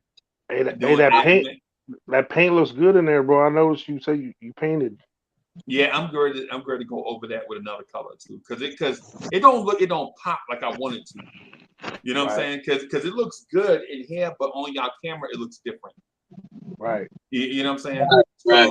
Yeah, hey, I just want to put a shout out to somebody real quick before you call off. C-Mac in the chat, man. He said something funny. He said I should be called Saint Nick. You know, K-N-I-C-K. Because, bro, it's funny you said that. I might have to make that as my new AKA because, you know, I was trying out growing a beard. I haven't done it in a few years. The last time I grew it, mine was looking more like Freezy's. Now this thing come in grayer than I thought, bro. So I got that Santa vibe. I said, yeah, man. Just for men. You got to get that just for men, bro. Well, I got that. Hey, hold on real quick. I got it right here. You got it. Yeah, awesome. You got the Coleman one? A little plug right here. The simpler. Okay. That's simpler. It's that Coleman. It's really. It's got like a little container. Yeah. Oh yeah, I know what you're talking about. Yeah. Oh, I've used it before on my goatee, and I'm gonna try it on the beard. Yeah, man. You know. Yeah, man. Yeah, man. I'll get you a young girl. Yeah. Oh yeah, that's you. That'd be nice. Anyway, let me get out of here, man. I'll holler at y'all later. All right, Freeze. All right. Later, y'all. Harwood, D'Angelo. Later, y'all.